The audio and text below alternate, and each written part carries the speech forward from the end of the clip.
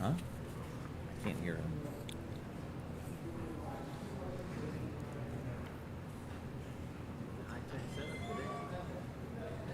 Right.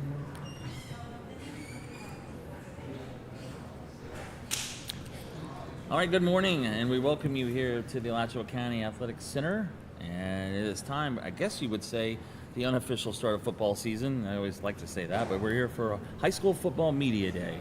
And I am Marty Paulman, joined today by an esteemed panel of high school sports experts. Joshua Wilson, of course, of Florida HS football.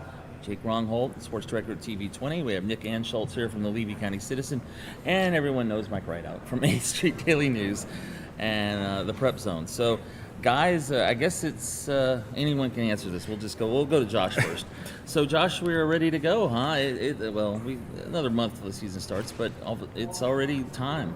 Well, yes, and good morning to all y'all. I'm glad y'all are here, and thank you to all the media that is actually attending, the teams that are coming here and everything today. 32 teams are committed to being here, and that's a little out of 39 teams in the area, and a couple of teams that we couldn't get. But hey, it's always it's always that happens every time. You're always going to have a few that are not going to come. But you know what? Hey, we're here. It's about the kids today. It's about the teams. It's about getting ready for the 2024 high school football season across the Sunshine State. And honestly, it's this came together in just a little over a month's time here. And I appreciate the Alachua County Sports and Events Center hosting, being able to be a gracious host to us here, and a lot of people coming in here today. So we're going to be able to. We got to be honest with y'all, I mean, we look at it. We got state semifinalists from last year coming in. We got a defending state champion coming in. So it's you got everything in between. We even got 8-man football here today. So we're if it's high school football, it's right here and it's live here. In fact, they just came in. Riverside Christian from Trenton is here. So yeah, they're 8-man football. So yeah, you're right. A little bit of everything today. But let's kind of set the table here, Marty. I think it would be good to set the table. But let's talk about the coaching changes for y'all. Let's start. What was the biggest coaching change to you here in the off season that for this area in North Central Florida that was big to you? Probably Oak Hall, because R.J. Fuhr had been there 6 years. He'd been there a while, and also the fact that he left in July. I mean, he left kind of late. They had an interim coach, so we'll see how Oak Hall is. But he had a really good record, undefeated, a couple seasons there, and I think that we'll see how they're able to react to losing a coach like that who's now at Union County. But the good news is for Oak Hall is that they did not lose their best player, which is Dakota Brower. That's and right. He was doing track and field throughout the year, and then he has already been looking good for spring football. So, I mean, I'm not going to be too panicked about Oak Hall yet. True. I think an interesting hire was Jason Wells for Santa Fe. This is one I'm definitely watching out for. I mean, they were 0-10 last year. They were 1-9 the previous year. They need to get back that winning mentality here. So that is somebody I'm definitely watching for. And then Bronson, they got a brand new coach in there. So yeah, those are some teams I'm definitely looking out for. Yeah, I was going to actually pick up right what Jake said. In our coverage area, in the Tri-County area, Bronson, new coach Sean Holmes, Adam Moore also returning to Chiefland. Yep. That's kind of notable. Third time. Yeah, that's in the notes here. It's the third coaching stint. But if you look at it, the first time around was 2 years. The second time was a 1 year. Let's see how long the third stint lasts. They keep bringing him back. They're like, come on, back. And they've had some really good years without him. Gore. They struggled a little bit the last couple of years without him. It should be interesting. That's what I was talking to Mike about. When we first got here this morning, I think it definitely helps with continuity when you have a guy come back to a program like that. He's familiar with Chiefland. He's a Chiefland guy, so that's kind of one that I'm definitely looking forward to watching and seeing how it plays out. Yeah, and for me, it's kind of like the Eminem song. Guess who's back again? Because Barton Gilmore is back. Oh, that is There's the big one. That was my big one. We were all saving it. It would be, but I mean, it's not really a big transition. I mean, think about it. He was there at the school. Chuck Bell took over for a year. His comments, I'm just looking forward to. I know. Great comments. He's definitely the voice. He gets some quippy comments. He is homespun. Not to mention, he gets Chuck Bell as defensive coordinator. Yeah. I mean, for how good Buchholz was last year, I mean, just imagine now with Bell running just defense and Whitmore running offense, that's going to be a heck of a team. I mean, the fact that you got Trace Johnson back again, so there you go. I mean, Johnson's kid, yeah. I mean, that's the thing, and hey, Buchholz, you're coming off 3 straight state semifinal appearances. Can this be your could year number 4 finally be the year that they finally crack through the state championship? That's going to be a question to remain to be seen, considering that that's going to lead into the next big topic here that we're going to talk about. The changes back to go ahead, Mike. I think also the great thing too is we had Lakeland here for the state semifinals. Bradenton Manatee is coming to Citizens Field this year to play Buchholz. There's some That's huge. There you go. There's going to be some interesting games, but that sets the table for the next part of this of the big changes that we're looking at here in terms of the 2024 season, and that is no more metro, suburban, rural. We're back to the old way of 7A down to 1A, and then the 2 rural whole class, years the of rural that. class, and it's those sort of we get set the table. We set to learn things. It's like, oh no, let's just go ahead throw everything out again. Let's just keep. You're right. I just got used to that last year. Now we're back to the old way. And I think for even coaches, they were frustrated a little bit about It's a lot this. easier to remember, I think.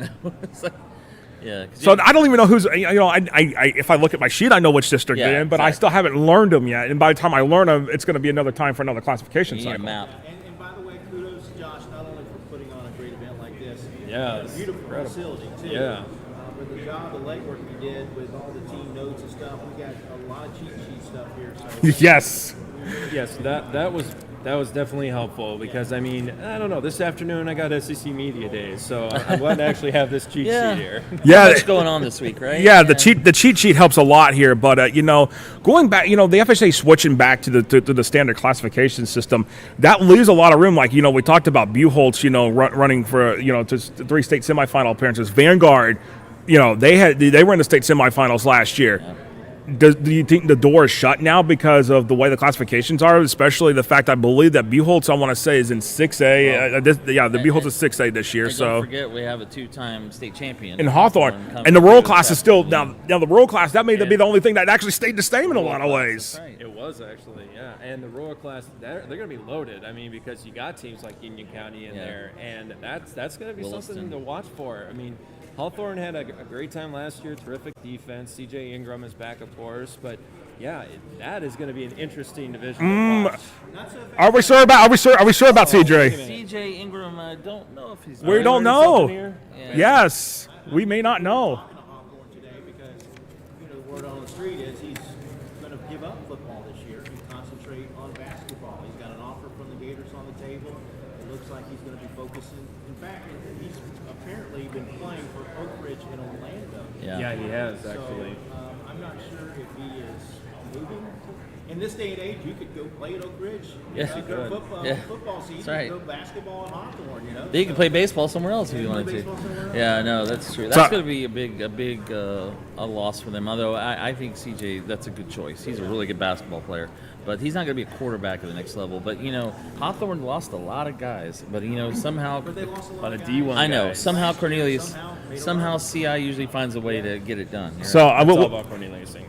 And we'll see that because the world class, at one point, when they did come out with the reclassification, teams like, Fort White, I want to say Union County was another one. There was 3 teams in the region. Williston was another one.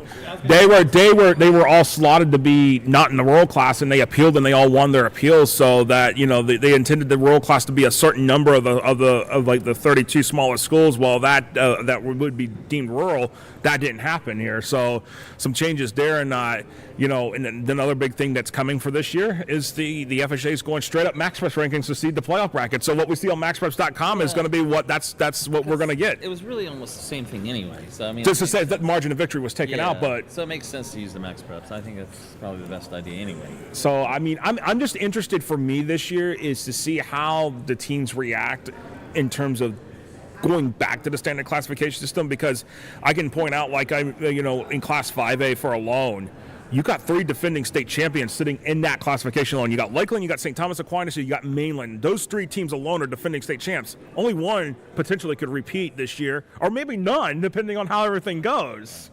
But I mean, one thing you learn about this area and their love for football is that these coaches, they embrace that competition level. So if they have to go take on some of the best in the state, they're going to give it everything they got. So I mean, I think that they're kind of flourishing at this opportunity, because that just brings a little more respect to their football programs when you play those top tier teams like that year after year. No, absolutely. Yes. Championship game last year. They've got 6 players back in offense, 5 on defense. I would expect Bradford to be in the mix. If you look at their schedule, I mean, they've got some. Well, look at their district. Yeah, you know, I they mean, beefed it up. I mean, It's loaded. but look at that district that they got. I mean, you know, it's not only just them. They got Keystone Heights, they got Palaca, they got Santa Fe, and they got Newberry. That's a district worth watching. And honestly, you know, for Bradford, you know, the thing is can they get through that? Well, you know, who's sitting in 2A with Bradford? Coco. Again, and Sal Sumner. They would love to have a rematch with Yeah. them. They would love like- to meet with them again. They would in Tallahassee. I mean, and that's another thing. Do we know where the state championships are going to be at? No, we don't know right now because of the FAMU. The FAMU contract was only for 1 year. We don't know if the FHA is going to be renewing that July. contract. It's okay. You know, I would like to know. You know, kind of started the season. Where am I going to be playing for a state championship game at? That's going to be the biggest question. And You know, in August? Come on. Well, yes, How because much time hey, does it you take want to book your hotel and everything. Well, no. I want to know where the destination is at. So, I honestly. I think for these teams, they want to know, what's the destination this year? You know, remember when it used to be Orlando? It used to be the drive to Orlando. Yeah. So And that actually made sense because it was right in the middle That of the is true, state. yeah. Tallahassee's kind of further north. It's tough for South Florida teams. But FAMU was a good facility for that. I think So, it was yeah. a good, that was a good situation last year. And it wouldn't be bad if they went back there. no, absolutely. And everything, but Yeah. that kind of gets the table set here, Marty, I for think right so. now, and you know, and then we'll Hey, come I back. learned a lot. I'm good. We'll come back. We'll you know, when we come. The we'll- new guy. Yeah, we'll come back later at the end of the of media day, and we'll kind of close it out. Well, you know, after hearing from the teams all day, and you know, being able to talk to them, and you know, kind of get a feel of the landscape. 32. Sorry. 32 teams, and honestly, you know, you got everything from the largest schools with like Buchholz and Westport. Westport is actually in the highest classification, 7A, and all the way down to, again, you got the rural schools, and we got plenty of those to go around for you today here It's at gonna be a good Media mix. Day. Marion County, Alachua County, you know, those north. So, and we're going to start it off in a few minutes with Dunnellon. They're already in the building. So. Yeah, Dunnellon's in the building. We see Riverside Christian. There's going to be more teams coming in here in the next little bit here. And, of course, just to kind of give you the lineup here real quick of with the teams that we're going to start to see first. Dunnellon, Riverside Christian, which is 8-man in the Sunshine State Athletic Association, which, by the way, one more big change right there. Sunshine State Athletic Association, actually, their regular season starts week 0, which is typically the preseason week. So week 0 is their actual first week of the regular season. They will have their kickoff classics on August 9th. So any of the teams in the Sunshine State Athletic Association will be playing their kickoff classics August 9th. 3 weeks. Yes, August 9th, and then on August 16th, that's their first week of the regular season, because their playoffs actually will start week 11 of the FHA regular season. So they're starting their playoffs a week earlier than everybody else, but they went to a full 10-game schedule this year instead of what used to be 8 and then playoffs in the back end of the regular season into the postseason. So that's another big change to note. And of course, the Sunshine State Athletic Association has grown here, and a St. lot Francis of teams, Catholic has right. joined. There's quite a few teams in Oakland's this. still there. Yes. And by the way, today we are broadcasting live on FloridaHSFootball.com. We're on YouTube and Facebook at Florida HS Football, and we're on, I'm not calling it X, Twitter, at Florida HS, FLAHS Call it Football. Twitter. So, Yes, it's the old platform formerly known as Twitter. So, but we got Dunnellon in the house. They're kind of hanging around. We'll get them here already in a couple minutes. Sun, get some pictures. And Big Hits Live. We got Big Hits Live here, Gainesville Sun, Ocala Star Banner. We've got Main Street Daily News here, the Levy County Citizen, TV 20. I mean, hey, we've got a full house of media here today here for Media Day, and appreciate all y'all being able to join and start this off and kick off Media Day here in North Central Florida, and it will be a fun day, and as the teams start to roll through here. Thank you. Appreciate it. Thank you. Appreciate it. Thank you, Josh. All right, we're gonna take a break here. We're gonna take a couple minutes break here. We'll be right back. Marty will kick things off with the Dunnellon Tigers and start the roll with the team interviews here on FloridaHSFootball.com and on YouTube and Facebook at Florida HS Football, and on X, or formerly known as Twitter, at FLAHS Football. We'll be right back right after this.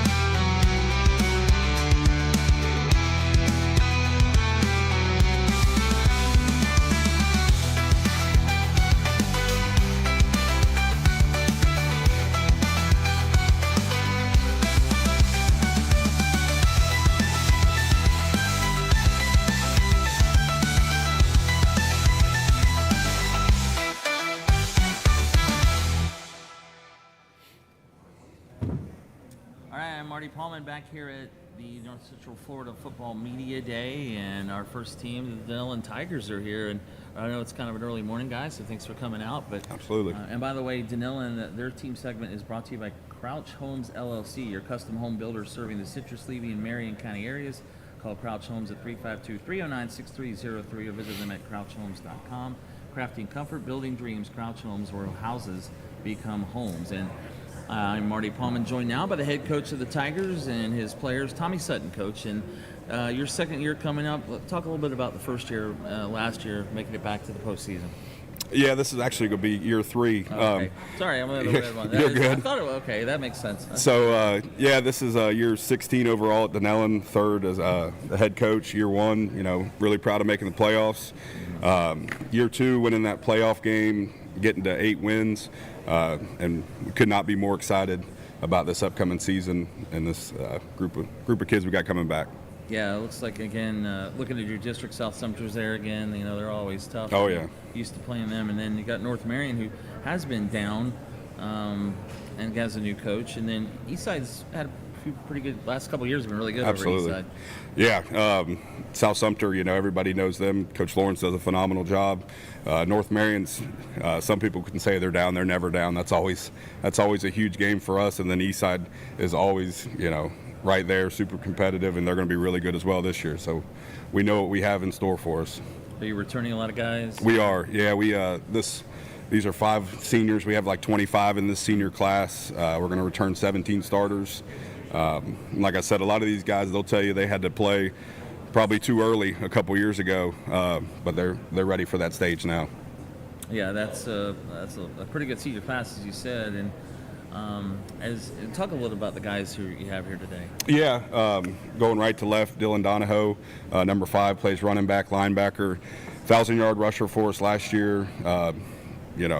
He's all-state caliber linebacker as well, does a little bit of everything for us. Next up, Rylan Richardson will be a 3-year starter for us, started at center the first 2 years, and then is going to play guard for us. Next up is Jackson Turner, be a 2-year contributor for us, going to probably start this year for us at safety, does a phenomenal job, probably the smartest kid we've ever had in the program. Javen Frazier's be a 3-year starter for us, wide receiver, outside linebacker, DB, kind of a Swiss Army knife. And then Trey Rollerson play tight end for us on offense, and then also outside linebacker, rush the passer, started at safety as a sophomore, can kind of do a little bit of everything. How's the summer and off season been? Phenomenal. We go 3 mornings every week. We've averaged more than 70 every workout, which is huge. We threw the ball around a little bit. We go to FCA camp this weekend, the Fellowship of Christian Athletes camp down there, which is something we've done forever, which is the best thing we do during the summer. So we're really looking forward to that as well. You mentioned Dylan, who's here, the Marion County Offensive Player of the Year of 1,000 yards. I mean, a guy, obviously, 21 touchdowns that you kind of center the offense around. Yeah, we've gone back and kind of turned back time a little bit. We still get under center every now and then, some wing tee stuff. Still spread the ball around, but Dylan's that force in the backfield, that hammer, and like I said, he does a great job on defense for us as well. Is there a game you guys are probably looking forward to playing? I mean, there's just every game. I know it's big, Yeah. but is there a game that really kind of will stand out? Oh man, this is a cliche answer, but we start at the Classic with Wiregrass Ranch, who's going to be a top 10 ranked team, right. Followed up by Florida High's perennial top 5 team, and then Bradford, who everybody knows just played for a state championship. Coach Rogers does a phenomenal job, so we're focused on right now. Tough start, yeah, you're right. So you get going right away. Oh yeah. Okay, we'll go and talk to the guys. This is Dylan we're first talking to. Yes, Dylan, looking forward to being a senior now this year. You got a bunch of seniors, but a lot of guys looking forward to this senior year, getting back on the field. Oh yeah, most definitely. Especially playing with the guys that I've played with my whole career, and we've built a brotherhood that's become very strong and very confident in our ability to lead and continue to playing football, and especially this year to with the schedule we have to prove ourselves. It's I see. Well, you got him now as running back, linebacker. Do you play both ways? Yes, sir. Okay. How how tough is that? I mean, you're basically out in the field, every play. Well, I do whatever you have to do. Yeah. I don't mind it at all because I love it, obviously. And Looks like a lot of the other guys do that too. Oh, so, yeah. definitely. Well, yeah, talk about your season last year. Over 1,000 yards. You're the Marion County Offensive Player of the Year, and what have you been improving on in the off season to get ready for this year? Yeah, last season was very fun. I hope to continue to do that, and over the off season, I've just been working on getting stronger, faster, and agility work to continue what I've left off. All right, Dylan, good luck. We will good talking to you. I'm glad you guys were able to make it today. We'll move down to Ryland. Ryland's next. Going in order, sorry. Offensive line, also a senior. And how's your off season been? What have you been working? What have you been working on mostly? Well, the move from center to guard. Oh. I'm working my footwork is what I've been trying to work, getting faster for the pulling. I was, and I'm sure you know the difference. I mean, I've never played center or guard, but I mean, other than not snapping the ball, what's the difference between moving to guard? What's the toughest transition to that? Is it a big transition? Really? No, not at all. Yeah. Not at all. I mean, like, it's hard going from guard to center. Going from center to guard. Go the Not other. that- It's harder going the other way. Yeah, Guard yes, to sir, the- definitely. Okay. Any game you're looking forward to this year? I know Coach said all of them, but I know you guys probably know who's the biggest rival at this point. I'm going to say Vanguard. Vanguard. Okay, right. Marion County. Yes, sir. Yeah, always a good game too.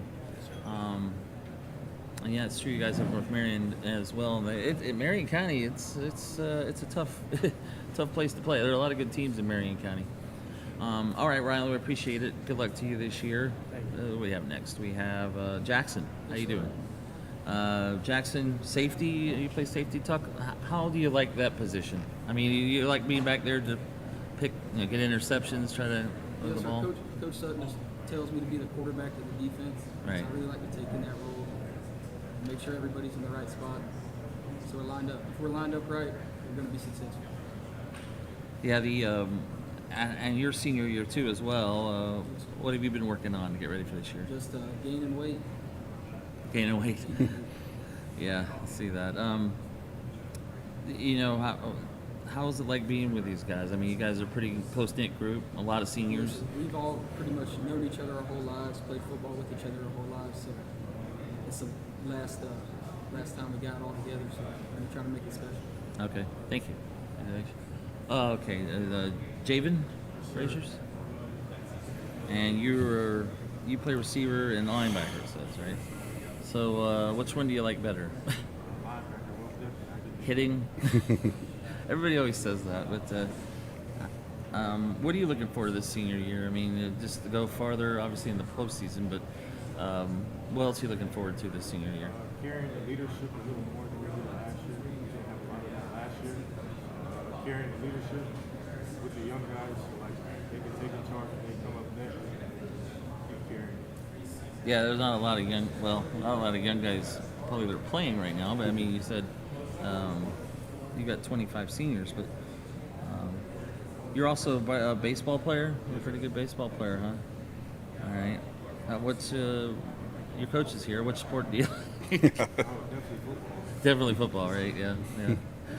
All right. I appreciate it, Javen. Thank you. Last, we have Trey Rollerson down on the end there. How you doing down there? How about your off season? What have you been doing to get ready for this senior year?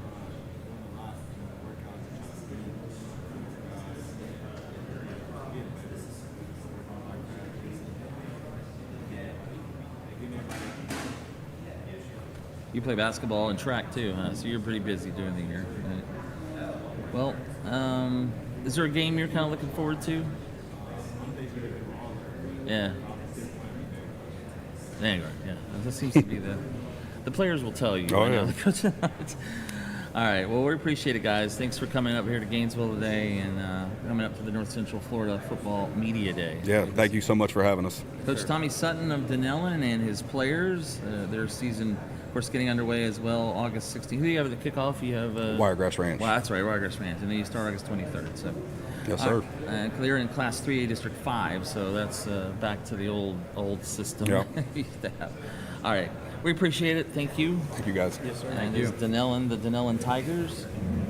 Looks like we got Riverside Christian coming up in just a moment. Thank you, guys. I don't know what you want me to do with this. Thanks. Appreciate it.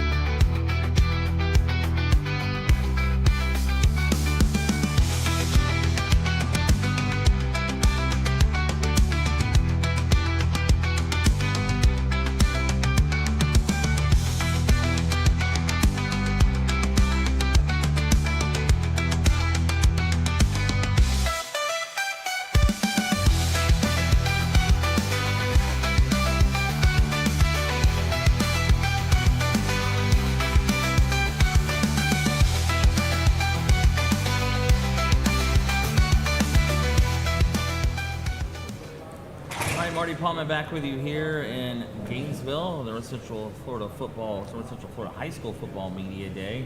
And coming up next, we have Riverside Christian out of Trenton. The Riverside Christian Wranglers team segment brought to you by Tioga Dental. The Tioga Dental team blends its professional expertise with a caring personal touch for a comfortable experience every time you visit. We'd love to help you and your family maintain healthy, beautiful smiles, and to know you in the process. Your needs are our first priority, and we always strive to provide gentle and compassionate dental care.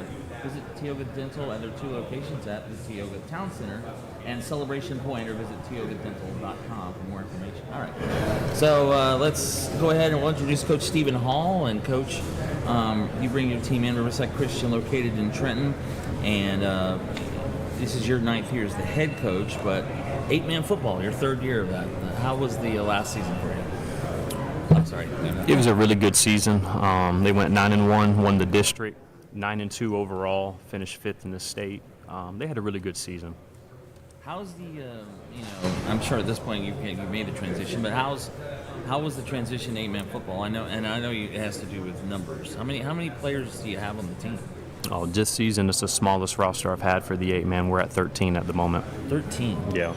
So literally everybody. Yeah. Yeah. Ironman ball both ways. Yeah, that's something. And how big is the school? How many? Our census is close to 300. Okay, gotcha. Yes, sir. Yeah, and you're located in Trenton, as you said, and Yes, sir. how about the guys coming back for you this year? So you got 5 on offense, 6 on defense. Yes, sir. Just great leaders, impact players.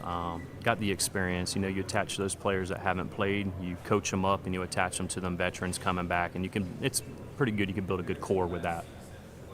What's the hardest thing about coaching, man? Is it, I know it's mostly an offensive game sometimes, right? Or do you find that defenses can at times dominate as well? That is correct. Believe it or not, when I got there 10 years ago, we were flags. So we've went flag 6, 8, and 11. We've done every aspect, but I do know 6 and 8 brings more man-on-man matchups. You do see more high-flying and high-scoring type games because of the less players on the field, more space, and more man-on-man matchups. Going to be in the SSAA. What's your schedule look like for this year? We have 10 games, 5 home, 5 away. Big, exciting year. For the first time in school history, we actually got a radio station going to be doing our homecoming game to help broadcast there in the community. So a lot of new things. It's just exciting what God's doing. Trenton's a good community. I mean, obviously they have a lot of support. It seems like. Do y'all play home games? Do you have a field there, or do you play it? We do. We actually got, for the 8-man realm in the state of Florida, and we've played about almost every program you can, from Jacksonville down to Naples. We actually got one of the nicer fields in the 8-man realm. Okay. All right, you want to go ahead, and if you can introduce your players. I see we have a kind of a mixture of juniors, seniors, and freshmen there. Yes, sir. To my left here, I got QB1 Jason Aker. He's a junior that is returning. I have Owen Henry, who is my center. He is a senior that is returning. I have Brad Pitt, who plays linebacker for me. He is a junior. I have Zane Braswell, who's a standout sophomore, playing running back for me. And then I got Gatlin Busby on the end that plays a good defense, offense, does about anything we'd like for him to do, and he's a senior as well. I thought you called him Brad Pitt at first. No, Brad Pitt. Yeah, that's it, Brad Pitt, yeah. Yeah, that's Amen. right. I was like, Brad Pitt. Yeah, right. Amen. Well, as you mentioned, these 5 guys are here, and we'll start with Jason. Jason is the starting quarterback. I know in 8-man football, is it kind of a game where it's dominated by a quarterback a little bit more? Yes, sir, definitely. A lot of pieces moving around, a lot of plays, big plays. One pass could be a touchdown. Just a lot of things happening there. Now, when you, obviously you're a junior, but so you played the last 2 years in this system. But when you first started playing football, did you know about 8-man, or did you just kind of get used to the 11? No, so this is actually my first time playing football when I came to this school. So it was kind of introducing me to 8-man as a whole. Are there any games you're looking forward to this year? Yes, sir, definitely. I think I have all the games highlighted. It's definitely going to be a big season. Me stepping up as quarterback is a big role. I'm excited. So a lot of things to look forward to, but we have our first game highlighted for sure, and our big rival, which would be Countryside. We're looking forward to that too. Countryside, Yes, they'll be here later today in Gainesville. I guess, because I was thinking, are those the only 8-man programs in this area in North Central, or are there some others? There's actually in the North Central Florida, we got about 10 to 15, but just 5 here locally. Right. Okay. Gotcha. All right. Thanks, Coach. All right, Jason. Appreciate it. We will move on now to Zane. Oh wait, I'm sorry. Yeah. I'm sorry. We're to Owen. I'm in order. Owen Henry. My apologies. And Owen, you play both lines. So how is 8-man football there? Are you having to block and kind of stay on the other side of the line as well? You just gotta know your assignments. That's all it really comes down to. How tough is it defensively? I mean, as a playing 8-man, or is it not as bad as I would think? I would think it'd be an offensive. It's not as bad as you think. A lot of it comes down to the film room as well, and you gotta know what the other team's gonna do. You're a senior. How many seniors do you have this year? In total, 5. 5. Okay. So pretty good. That's a pretty good senior class, right? And what are you looking forward to this senior year? I'm just gonna play every game like it's my last because it is my last. I've been with Coach Hall ever since the beginning, so this is my last ride together. How does he like to play for? Oh, he's the best coach that I've ever had. He's like no other. He shows love to all of his players. He's a great role model. He's everything that you can ask for. All right, Owen, thank you. That's Owen Henry. My apologies. Now we move on to Brad Pitts, who plays both sides of the line as well. And which one do you like better if you had to choose one? Defense, 100%. I'm sorry? Defense, 100%. Defense. I think that's usually the answer. Is that because of just getting to hit? For sure. Basically, yeah. And watching it play out and just reading the offense. Yeah. You're a junior now, so kind of getting that upperclassman role. Looking forward to getting out in the field. And next year you'll be a senior. Yes, sir. What are you looking forward to this year as far as what have you been working on to get better this year? Speed, being able to read offenses a little better and watch the play transgress, and just meet the ball and make that tackle. All right, appreciate it, Brad. Now we have Zane Braswell's next. How you doing? I've got you listed tight end, running back, and D-line. Is that right? Yes, sir. What do you play more on offense? Like running back? Okay. And you're a freshman, so this is your first year of playing, right? Oh, okay. I'm sorry, I had that written down. How was last season for you as a freshman? Yeah, I went 9-1. Yeah, pretty good year.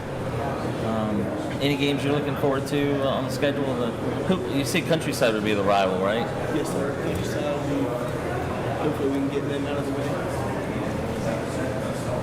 All right. And finally, we have Gatlin Busby. We got you listed at those 3 positions too. You more tight end or running back? Power back, running back, Zane's just running back. Just kind of blocking roles at running back, and power back in the game system. And then playing defensive line.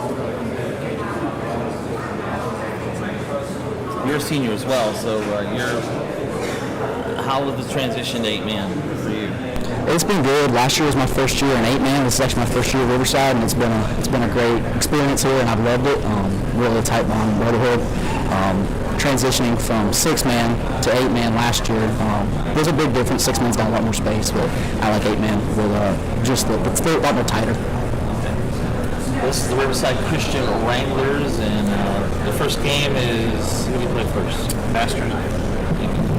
Masters Academy, week 0, August 16th. So that's coming up. About a month from today, in fact. But all right, thanks guys. We appreciate you coming out. This is Riverside Christian out of Trenton, and a 8-man football team, and they're looking forward for another season after going 9-2 last year. All right, we will come back. Next up, St. Francis Catholic after a break. Thank you guys. Sorry, I'm trying to get a prayer with you.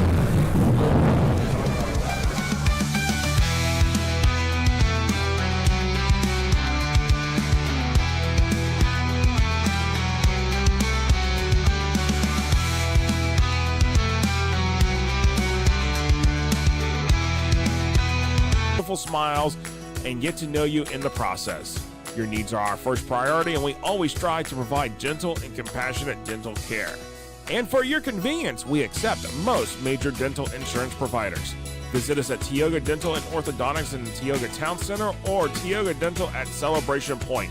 Learn more at tiogadental.com.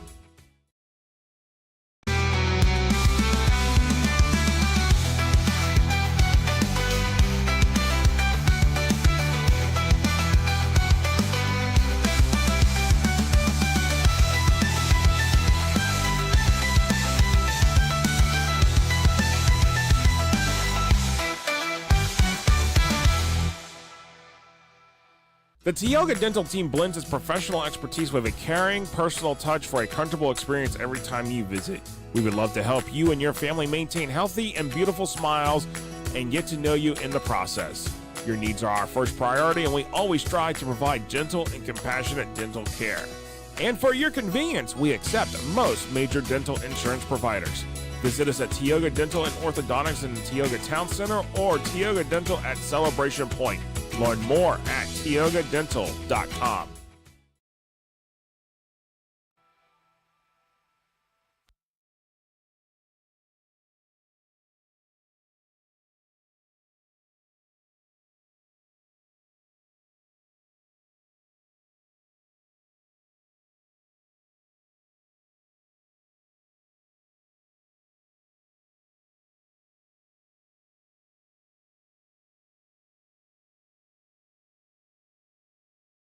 The Tioga Dental team blends its professional expertise with a caring, personal touch for a comfortable experience every time you visit. We would love to help you and your family maintain healthy and beautiful smiles and get to know you in the process. Your needs are our first priority, and we always strive to provide gentle and compassionate dental care. And for your convenience, we accept most major dental insurance providers. Visit us at Tioga Dental and Orthodontics in the Tioga Town Center or Tioga Dental at Celebration Point. Learn more at tiogadental.com.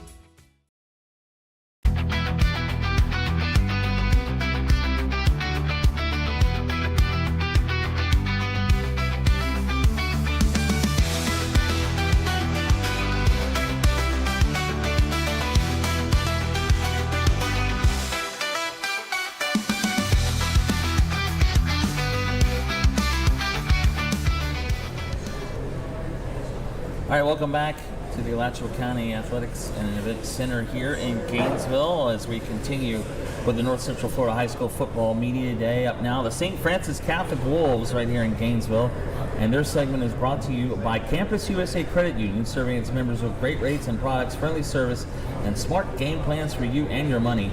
Visit campuscu.com or visit any Campus USA Service Center today for on how you become a Campus USA member. All right, we have the Wolves here, and Coach James Langham, now second year, and I talk a lot about the first season last year. I know the record wasn't quite what you want. No, I mean, but it was an improvement, right? So we won two back-to-back, one of which was a homecoming game for us, which hadn't been done here at St. Francis in probably the past 4 or 5 years. So there was small goals we went for and obtained. I think there were some other games that we just honestly, lack of bodies. We were a little inexperienced last year that kind of cost us towards the end of games. And that's kind of the biggest thing we're looking to finish this year on. Yeah, I guess as you said, you're right. When you came in last year, it was like kind of like starting over with everyone, and pretty good. It looks like you got a pretty good amount coming back this year for you. Yes, talk about some of the guys coming away. So the nice thing is, while we don't have necessarily a lot of upperclassmen, this guy right here next to me is an upperclassman. But beyond that, the three guys you have sitting here over here are all going into being sophomores this year. So we had a fantastic young core of freshmen and sophomores that got a lot of play time last year, which happens on a small team, right? And that's something that's been huge because you can't replicate that kind of experience, right? You can't replicate missing out and having game action when you're trying to replace guys. So the fact that we lost, 4 or 5 guys, and we lost a couple transfers, which is okay, we've got the young guys coming in to fill the role, and they're not inexperienced at this point. We should be able to hit the ground running a lot faster this year than we did last year. Right, and again, this year you're joining the SSAA, yep. And what made that decision come about? So the biggest thing for us, we were obviously an independent team before, and the biggest thing what kind of drew us into the SSAA was a situation of being able to say, hey, you know what? We want to be competitive. We want to be able to play for an opportunity in playoffs. We want to play for a championship, and make this now finish that transition into being a competitive program and not just feeling like a recreational program where there's nothing at the end of the tunnel. Now, these guys and everybody on the team knows every single game matters. Every game matters, and at the end of the day, when we get to November, you're playing for something. Right. So you've really got to put your best foot forward. Right, because and in the SSA, it's like a couple playoff games, right? You Yes. kind of move on, and then the Yep. championship game at the end. So, Yep. and so basically, your season probably ends a little earlier, regular season. Right? It ends, so our last game is October 25th. Yeah, so it's about a week or two earlier, yeah. yes. But we also start a little bit earlier, so it kind of balances out. Yeah, that's right. Because I see your Jamboree is August 9th, or your pickoff classic now, and that's Yep. only it was supposed to be Bronson Eagles, now it's Yes. just Bronson. Correct. Okay, and August 16th then will be your opener. So Yep. you start a week earlier. Who do you open with? We open against Cedar Creek Christian, which is actually one of the 2 schools we beat last year. Okay, and also we look at your schedule. We were just talking about it, but your homecoming game now is October 4th. Yes. Against Saints Academy of Orlando, and then you were supposed to go to Valdosta to play Georgia Christian. Now it's now Panama City Beach in North Bay Haven. So correct. But I guess what you're looking at that you wanted to kind of take the guys on a little bit longer trip. We wanted to give them a little bit of experience, a little exposure of being a little bit outside the norm, especially because the SSAA, being a league, is a bigger area of the state. Right. So if we got to a playoff game, we weren't used to having at least one travel far game, we would be in trouble. So if we had to go down to West Palm, which is possible, if we had to go down to Lakeland area, we would be in trouble if we had not at least had some sort of an experience at that kind of road game. Well, and talk about the guys you have here with you. I know you got a couple. Well, you have a senior, as you said, Yep. and then some sophomores. Yep. So the guy next to me right here, Dylan Caroli, plays on the line for us. He's an offensive left tackle. Also plays defensive end. Is literally the biggest guy I would say on the field in most games in general. He has a bright future ahead of him. Colin right here next to him is going to be a star receiver for us this year, moving up to our X receiver. Huge frames, worked his butt off to get where he's at. I think he'll have an amazing year this year. And then Jake Long, the next one over from him. Jake's our quarterback this year. He did play about half the games last year as a freshman, a true freshman starting quarterback. So he has plenty of experience. I know he's looking to grow on. And then Gabe at the end was a little shutdown corner for us, came out of nowhere. But the guy, you want to talk about work ethic and works his butt off. I mean, he was a honorable mention all-area player for Main Street actually last year, freshman at DB. So. Well, no, the thing is, I'm reading and thanks for these notes, by the way. Yep. But these guys looks like they all play 3 sports. I mean, Yes. I know at St. Francis that's kind of... It's a norm, I'll be honest. Yeah. It's a little bit of a normal thing. Now, it may not always be the same 3 sports. Right. But they definitely do participate in multiple sports, and I encourage it as a coach, to be honest with you. I think that it's great cross-training, and it makes them only better as an athlete. Yeah, you mentioned, too, and you heard the Riverside Christian is here. They're 8-man, and he has 13 players. How many players do you have on the roster this year? So this is where I can be very proud right now. So I've been where they're at. I know how it feels to have those low numbers. Right now, currently, today, I have 28 players on our roster. For 11 men. For 11 men, and I'm expecting to have about 33 by the time the season starts. And to be very blunt with you, at this school, having 33 with the schedule we have, not bad. We can play ball. Yeah, exactly. All right, let's go ahead and move along, talk to the players here. We start with, as you said, Dylan. Dylan, looking forward to your senior year. What have you been working on in the offseason? Working on strength, just getting bigger, size, and everything. Yes, thank you. Yeah, size, strength, and everything. Speed, mental. Yeah, that's okay. Sorry. Size, strength, speed, all those things you need. Mental help would also work. I mean, we've been working out summer for the past, 5 weeks? 6 weeks, yeah. We've had, decent numbers out there for the, summer break. Some people leave. But I think as a team, we've been doing good. Strength-wise, everybody getting strong. We have a freshman. Get pretty strong freshmen come in. Sure. Yeah. Surprised me a little bit. Now, you said size, really? You're 6'5", 285. What do you improve on? I'm trying to get bigger. You're trying to get bigger yeah. still, yeah. And I'm sure you're still growing, probably. So. Yes, sir. But what do you... what is the... if you look at the schedule and you're playing, is there any kind of game you're looking forward to? Lake Weird, mainly because public school. I feel like, All right, the public school, at my size, there's more people my size, more competition my level. Right. I'm not saying that I'm like the best player, but size-wise, I like to give people my size get a good look. Yeah, I'm going to say there's probably not a lot of guys your size in the SSA. All right. But, all right, well, Dylan, And you're looking forward. How many seniors do you have? We have about 5. Okay. So I mean, it's not a big class, but I mean, you're looking forward to kind of being that leader. Yes, sir. Yeah. All right. Let's move along to Colin Cherry. Thank you. Sorry. And you play receiver and linebacker. You play both. I play both. Which you like, linebacker or receiver? You probably like defense. Everybody says they like defense Yeah, better. I like because you're just always in the play no matter what. And you're I think you listed 6'3", 155. Yes, sir. Wow. Okay. So you can go up and get the ball, I'm sure. But is your team more of a? I mean, do you like to throw? You kind of do a balance. We definitely are more pass heavy than run heavy. Okay. Guys like him love. Although we got a little more size this year, so we got some tricks up our sleeves this year for opposing teams. But we definitely run an air raid offense. Yeah. And your quarterback, you both come back as sophomores. What have you been working on here this year? Well, during summer training, we've been lifting a lot. Obviously, everybody said potential's there. I just need to gain weight, so that's big in the off season. And we've been running routes a lot, so to build chemistry, because we came in last year with having not played with each other at all. So just getting more reps with Jake will get us better. Yeah, as you said, Jake's a sophomore. You guys are a little bit younger, so but let's go ahead and talk to Jake. Sorry, we'll move along. Jake, so you were the starter last year as a freshman. Yes, sir. I played half the season, 5 games, because our starting quarterback left. Ah, okay. So I just got in at 1 game, and then I started from there. You looking forward to taking the trip, going on the road, to play at Panama City? I mean, it's always good because you get to, I don't know if you'll take a bus anymore, but I mean, you get to at least travel out of the city. You looking forward to that trip? Yes, sir. I think with our team this year, I think we can get a lot of this. Yep. And you also play soccer and baseball, is that right? So I was saying 3 sports. Colin plays basketball and baseball. You're right, you got football, soccer, and baseball. So which one, I know you're going to probably say football here, but which one would you say is your favorite of those 3? Do you have one? Yeah, I like football.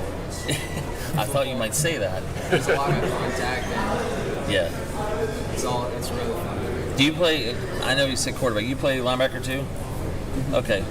So I know sometimes quarterbacks don't play both ways, but you say at St. Francis, it's... Not afraid of it, man. Yeah. Not afraid of it. I know. I was going to ask you a little bit about Oak. So Oak Hall not on the schedule this year. Correct. And that surprises me a little bit because that's the rivalry. Yep. We intended for them to be part of our jamboree with Bronson on August 9th. Things ended up going in a different direction for them. Tried to get them in a regular season game as well. Said they weren't available, so it's just one of those unfortunate things. I know for school history, there's a little bit more of a rivalry there. Yes.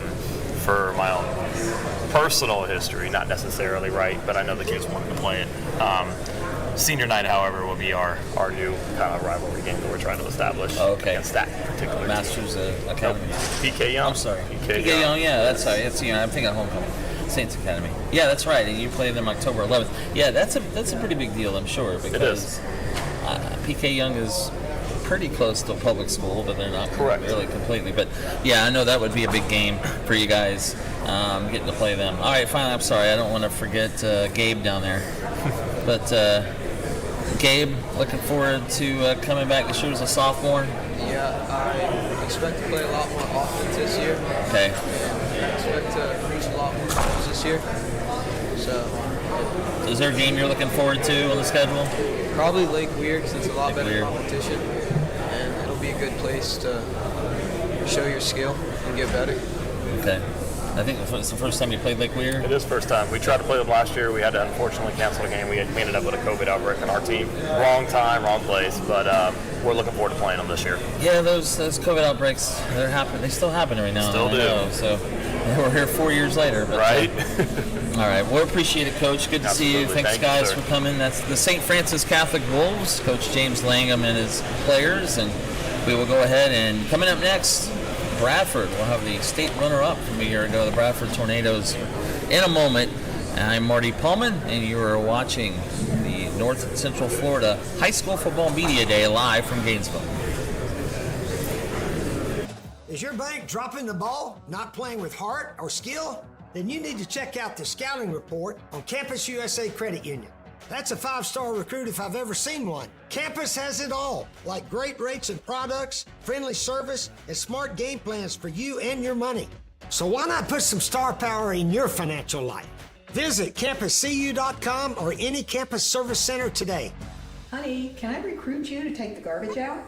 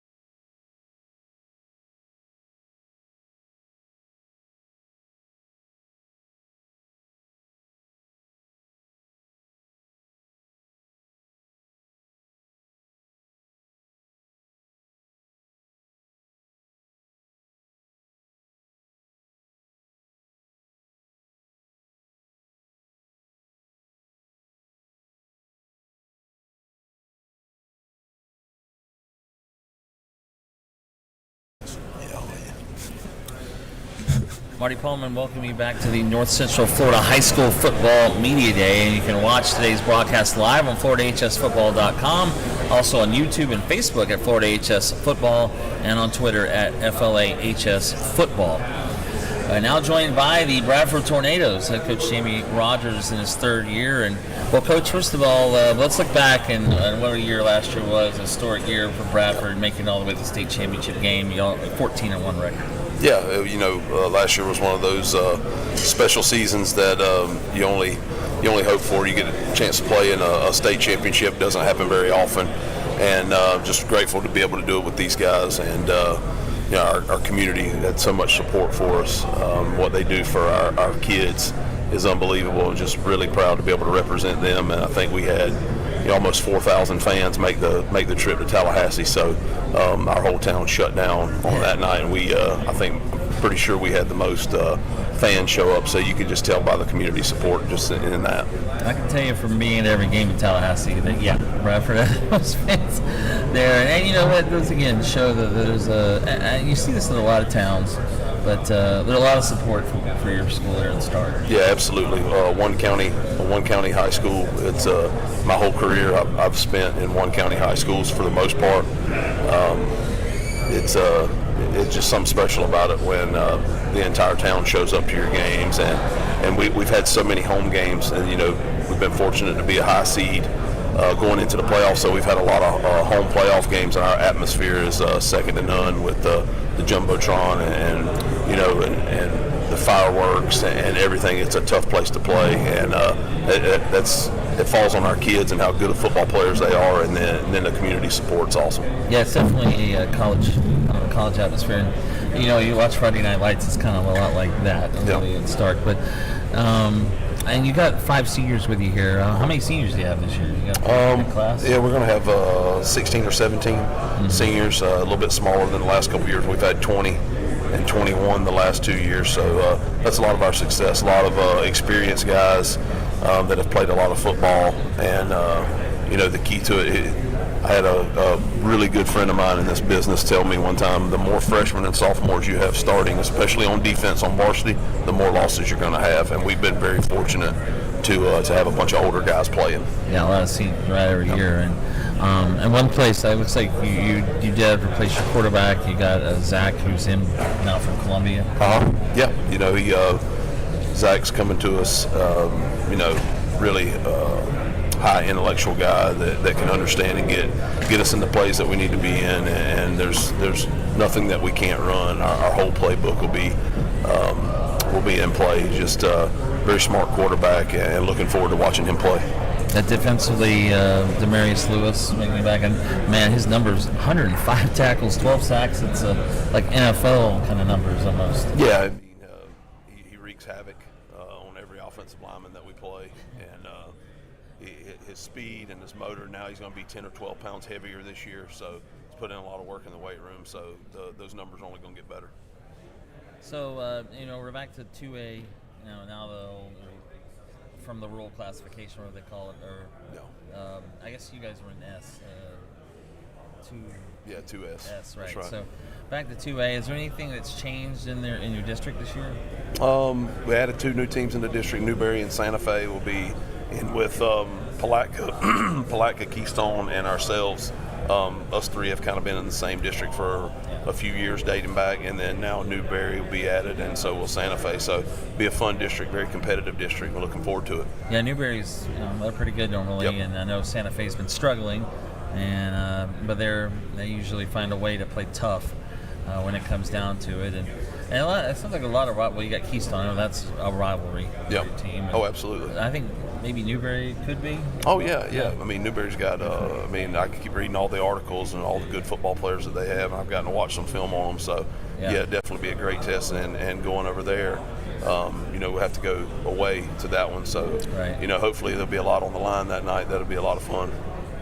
And it's off season. I know how's the off season been first? Oh, great. Yeah, it's our guys understand what we do now. We don't have the questions about what time we go and do this and this and this. It's they understand the process and what we do and the standard that we hold and the way we lift weights and the way we run and train. So it's been a great off season. let's talk to your guys here. We start with Demarius. We start with him, and your coach was talking about wreaking havoc. Is that that's what you want to do on the field all the time? Yes, sir. Definitely. Yes, sir. Yeah, what's that mic? Yeah, you want to use, no, you can use that one. Pass it down. Yeah, there you go. I think that's probably better. And, like I said, I was reading your numbers, 105 tackles, 36 for loss, 12 sacks. I mean, Yes, sir. what can you do to get better? Like, what have you been working on this offseason? Everything. I'm still hungry. Yeah. I'm trying to put up more numbers than I ever did. I'm still hungry, working. That's really it. What did you kind of take out of the experience of playing the state championship game? I know it's a big deal. I know you win it, but still, it's a big deal to get there. Yeah, it was. I don't know. It opened my eyes. You know what I'm saying, it made me hungrier than I was before, wanting to go back and experience what I did. It was crazy. It was fun. Yeah. The atmosphere. It opened a lot of doors for me too. The state championship game. So. Yeah. Is there a game coming in during the season that you most look forward to? Yes, sir. Mandarin out of Jacksonville. I'm sorry? Mandarin. Oh, you're playing Mandarin. Yes, sir. They're Yes, usually sir. the biggest classification. Yeah. Oh, is that at home or? That'll be in Stark, yeah. Oh wow, okay, that's a pretty big deal, yeah. Yes, sir.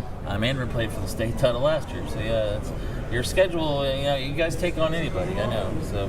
Yeah, we got to say it on our wall, anybody, anytime, anywhere. So we're gonna live by that. All right, Demarius, thank you. Yes, sir. Appreciate it. Is this Trente? Trente? Oh no, I'm sorry. We didn't have. Yeah, that's okay. I was trying to go in order, but we'll talk to Trente. Defensive line. How have you been working in this off season to get ready for this year? Doing anything I can to get make it easier for my teammates, best I can. Just working with my hands and stuff, fighting double teams, anything I can do like that. You sure that last game motivates you guys to get back and do it this time? Yes, sir. What's it going to take to get back and win this? Gotta work 10 times harder than we did. Even though we got there, you just gotta work even harder to get there and win it. Okay, thanks. Go to Zach now in the middle. Senior quarterback, Zach Paul, joining the team this year, and how has it been for you kind of getting ready, used to Coach Rogers and the Tornadoes? It's been a journey, man. It's our first team being, with a loving culture, with the community, the brotherhood within the team, able to lead a group of guys that'll listen to me, not so stubborn. I feel like, I'm able to have a good relationship with Coach May, our offensive coordinator. I'm able to connect with him and, better the offense overall with ways that I can implement new plays into his play scheme. And, I feel like that just makes us 10 times as better as a team offensively. And so, I love it here at Bradford so far, and I'm looking forward to competing this upcoming season. Yeah, I know Stark with the support of the team, it's pretty similar to Lake City. I know that they're the Columbia Tigers. What have you kind of noticed the little similarities between the two? Both, they got diehard fans no matter what. So, they're going to be with you when you're up and they're going to be with you when you're down. I think that's a crucial thing to have, within your community because it, help maintain the morale of the team. If you're going through a low point in the season or if you're even going through a high point in the season, keep everybody on the team focused on the same goal, which is to win the state championship and bring a trophy back home. I was always saying Columbia is one school county, but they're Fort White, so I forgot about that. But otherwise, Columbia has been around a while. But all right, Zach, and you step in with a really pretty talented team, pretty experienced team. And that's got to help you. Yes, sir. How have you like playing for Coach Rogers? Like I said earlier, man, I love it here at Bradford. I love playing under a head coach like Coach Rogers. He took me in with open arms and brought me up under his system. And I feel like I've developed both mentally and physically. With that being on the board or on the field or in the weight room, I feel like I've most definitely developed more as a quarterback, and I can't wait to see how I can put that to work this upcoming season. I appreciate it. Pass it down to Brandon Williams, athlete. So you can line up pretty much anywhere. Where do they play you? I can play quarterback, running back, wide receiver. Everywhere. He can play it all. He's one of the best tacklers on the team. He's going to start both ways. Unbelievable player. And that's why he's an athlete, kind of a utility player in baseball. But is he the fastest guy you have? We have about 5 or 6 guys that are about the same. Yeah. I know speed's a big deal. You guys, you have a really good mixture of both, like size and speed. Brandon, which do you like? I mean, you like defense or offense? I like both, but I could play offense better, but I choose to play defense. All right. What's it going to take to get back to the state championship and win this one? Hard work and stay dedicated and listen to what the coaches have to say. How did you think of the experience of playing in that game? I know it didn't go the way you wanted to, but it was good. It was well. He actually had 21 tackles in the state championship game. Right. All over the field. All right, Brandon, we appreciate it. Thank you very much. Yes, Finally, we'll talk to Michael Oliver, receiver DB, and you guys throw it around a little bit, don't you? Mostly. Oh, yeah. And even more this year. More this year? Oh, yeah. Right. So you looking forward to this senior year as well, and that's a pretty big senior class? Yes, sir. Definitely. Yes, sir. You guys have had a lot of success last few years, and it's I guess the only thing left is to win state, right? Pretty much. Yes, sir. Yeah. Any game you're looking forward to on the schedule? Baker and Mandarin. Oh, Baker, yeah. Baker and a Mandarin. big rivalry. The opening week again. Oh yeah. Yeah, it always is. Yeah. And of course, Coach, you know both schools. Baker, so. Is that maybe the biggest rival for you at this point? No, I really don't try to single out one game. I try to get them to understand that it doesn't matter if it's Baker or South Sumter or Mandarin or Newberry. They're all big. They all have a chance to put great stuff on film, and that's what we try to get through to our guys. It doesn't matter if it's week 1 or if it's week 14 in the playoffs. It should all be the same to them. And once they get to that level, then we won't have to worry about wins and losses. Yeah. Well, we appreciate you guys coming here today, and I know we look forward to you're getting practice going in a couple of weeks, and we're glad you guys were able to make it here to Gainesville, and we wish you good luck. Yeah, I appreciate you and Josh and all the guys putting this together for us. Thank you. You're welcome. Bradford Tornadoes, Coach Jamie Rogers joining us here. Coming up, we will hear from Lafayette and then Vanguard here from Gainesville, North Central Florida High School Football Media Day. All right, sir, thank you.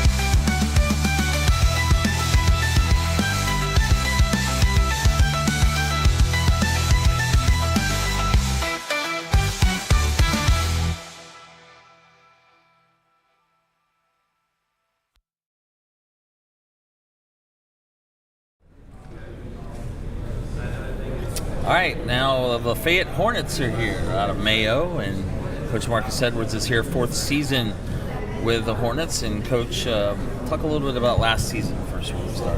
All right, first of all, I want to say thank you guys for having us on. We really appreciate it. Thanks for coming. I mean, as far as last season goes, you're always looking to build upon and do a little bit better. Making it into the second round of the playoffs is always a goal of ours. But obviously, you never want to end there. Right. So I feel like our guys played hard, but we just weren't quite where we wanted to be as a program. Right. And I know that it's tough in that real classification. There's a lot of good teams. There is. And for us, we're fortunate that it is that way. The way I grew up and these guys growing up, we want to be competitive. We want to play good competition, and that class is pretty loaded, and we're fortunate we get a chance to play it. Yeah, I know that's one thing that has not changed is they went back to the 2A, 3A, but the rural class stayed the same. It's still, I mean, it's not 1A anymore. It's just the rural class. But has anything changed? I know your regions, not districts. Anything different from last year, maybe in your region, or no, about the same? It's going to be pretty similar. And I think Union got out of our region. It's going to be pretty similar to what it was last year. What's the schedule look like for you guys? We're excited about it. It's going to be a tougher one for us, but we're excited about it. We open up Dixie coming over to our place. We'll play Brookwood out of Georgia. We'll go over to Suwannee, Live Oak. We have Chiefland. I may be getting the order off just a little bit. We'll play Zeerpath out of Jacksonville, Branford, Fort White, Trenton, Chiefland. Tough schedule, yeah. And would you say? I mean, you say you're playing Suwannee. Is that a kind of a rivalry, pretty much, or you guys have you played them before? It's not. We haven't. It's not excuse far. the voice. That's okay. No, it's right across the river. But they're a bigger program than us, so we haven't traditionally played them in the past. But when I got back there, Coach Hall and I have been trying to get this game scheduled for a couple of years, and we finally got it to where it worked out this year. Yeah, that's true. And I'm thinking you probably didn't play them very much in the past. How's the offseason been with the team? It's been good. These guys here work extremely hard. I've got Trevor Mars to my left, Jordan Murphy next to him, and then Troy Mars down on the end. And these are 3 of our seniors, and they've kind of led the push for the off season. And I think they've done a phenomenal job. Do you have a big senior group? So you got 3 seniors. We have 7 total, which is about normal for us. How many players do you have? So we'll dress anywhere from 33 to 43. Okay. That's I mean, I sound that's like a chunk. I'm about to say, yeah, exactly. All right, well, we'll go ahead and talk to the guys. You said you are Trevor Mars. Trevor, okay. And you play. I'm sorry, I don't have anything listed. But what position are you? Linebacker. Linebacker. Yes, sir. Well, talk about the off season. What have you been working on? Well, I want to thank God for everything He's done for me in my life and getting our team to where we are today, because without Him, none of this would be possible. But as a leader of the team, it's kind of nervous at first because you got a lot of young guys in the weight room, more than older guys. But at the same time, you're kind of excited to see what the season's going to hold, because you know those guys been working beside you all summer long. Yeah. Do you just play one way? You don't play both? I play both sides. What do you play? Fullback, and I can play some tight end. Okay. Which side do you? Defense. Again, definitely defense. Most people say. Yes, sir. Always defense. Is there a game you're kind of looking forward to on the schedule? Newberry. Oh, yes, okay. Sir. Yes, sir. Newberry. Do you have a rivalry with Newberry? I mean, we just started playing them, but it was pretty much the start of our season last year. Really made us who we was last year. So we want to play them again, see what we got this year. Yep. Okay. And go ahead and pass that down. And Jordan Murphy. Jordan. Okay. What position do you play, Jordan? I play wide receiver and DB. Wide receiver.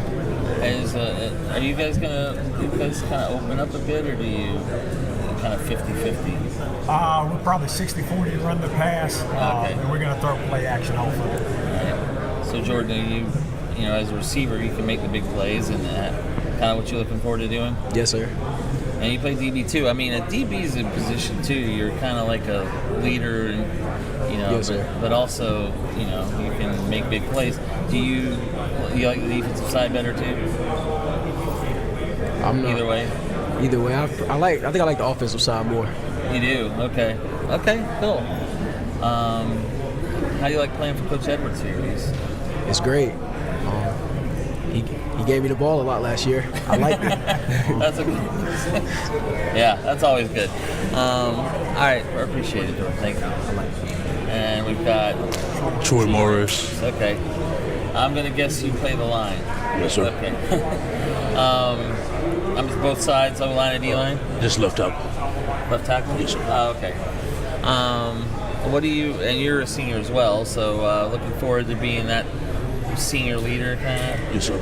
Also, the ability to block for your team. I mean, what have you been working on this year, off season? Mainly just getting stronger. Getting stronger? Okay. All right, was there any game you kind of look forward to this year? Chiefland. Okay, yeah, that makes sense. So anything interesting this summer? Has it been mostly working, or did you have a chance to have any fun during the summer? Yes, just seeing the guys and building the community with the guys. Trusting that they're going to be there because I worked out with them, so I know they're going to make the plays when it come down to it. Yeah, I coached the old. The summers, I swear, I don't want to sound like the old man here, but I swear the summers used to be a lot longer.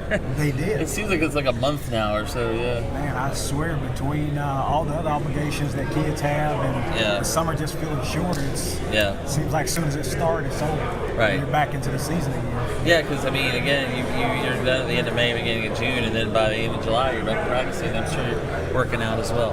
All right, well, we appreciate you guys coming. Thanks for coming down to Gainesville today, and wish you good luck this year. Absolutely. Thank you again for having us. Lafayette Hornets coach Marcus Edwards is coming up. The Vanguard Knights here live from Gainesville. Appreciate it. Thank you guys. Thanks for coming.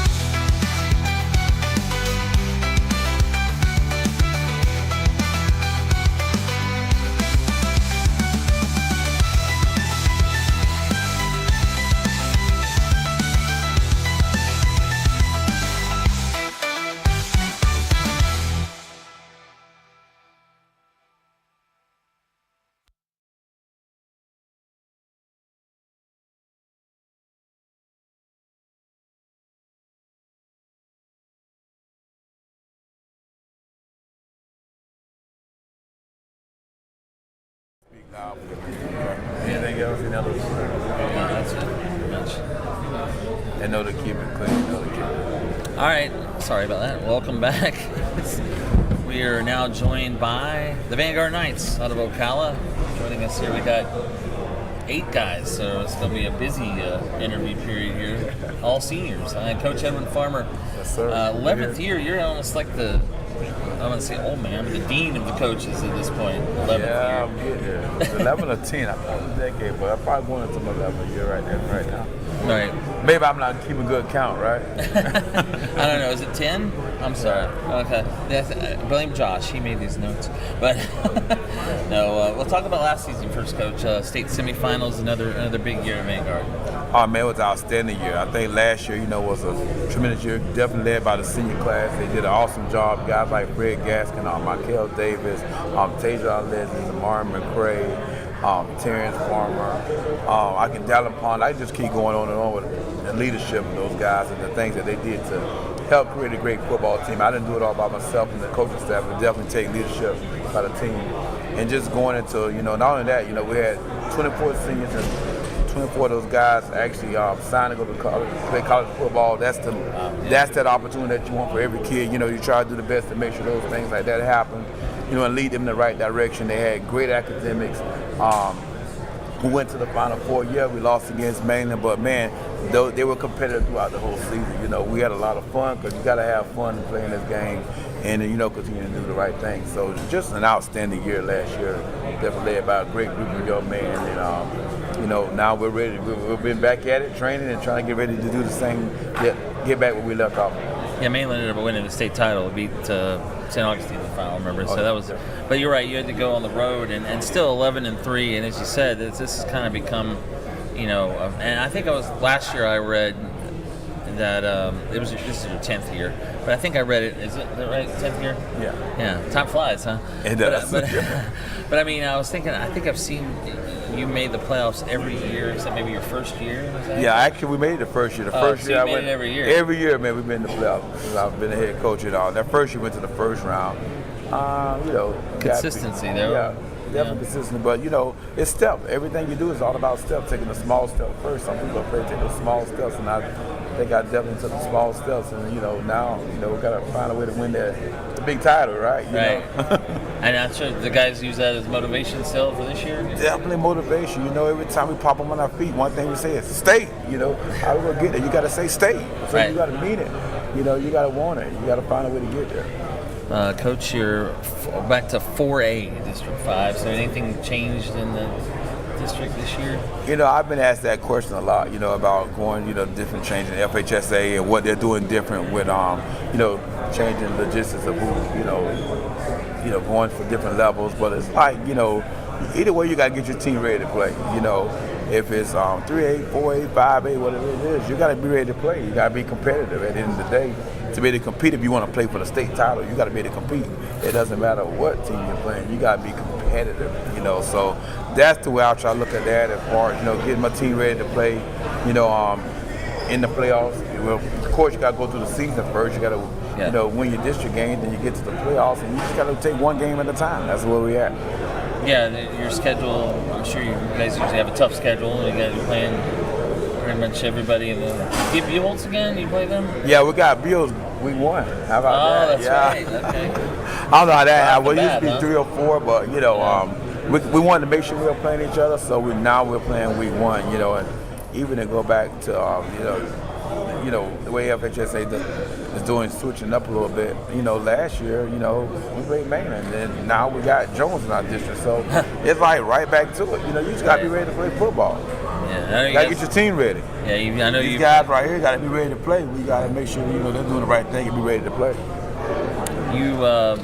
It says you returned 2 on offense, 4 on defense, 6 players. Is that right? Yeah, that's about right. It's one of those things where honestly, me, I don't really, I can look at the statistics of numbers of returning players, but again, it's one of those things where I got to make sure I got guys in the right place that's ready to play. Yeah, we got JJ. Where's JJ? JJ, we got him returning back, at running back. It's one of those things. We use a couple of guys at running back. Elmore, Josiah Elmore, he's here on stage with us. He's returning back his guard. you know, and, you know, we just kind of like fill in the blank from there. You know, we got to definitely make sure we take care of receiving core. We got to get our skill guys in place. And we got some guys that can really catch the football. We just got to put it all together. Yeah, I know your team usually is like that. You're very, very fast, low speed on your team as well. All right, well, let's go ahead. We got 8 of them, so let's talk to the guys. Who are we starting with here?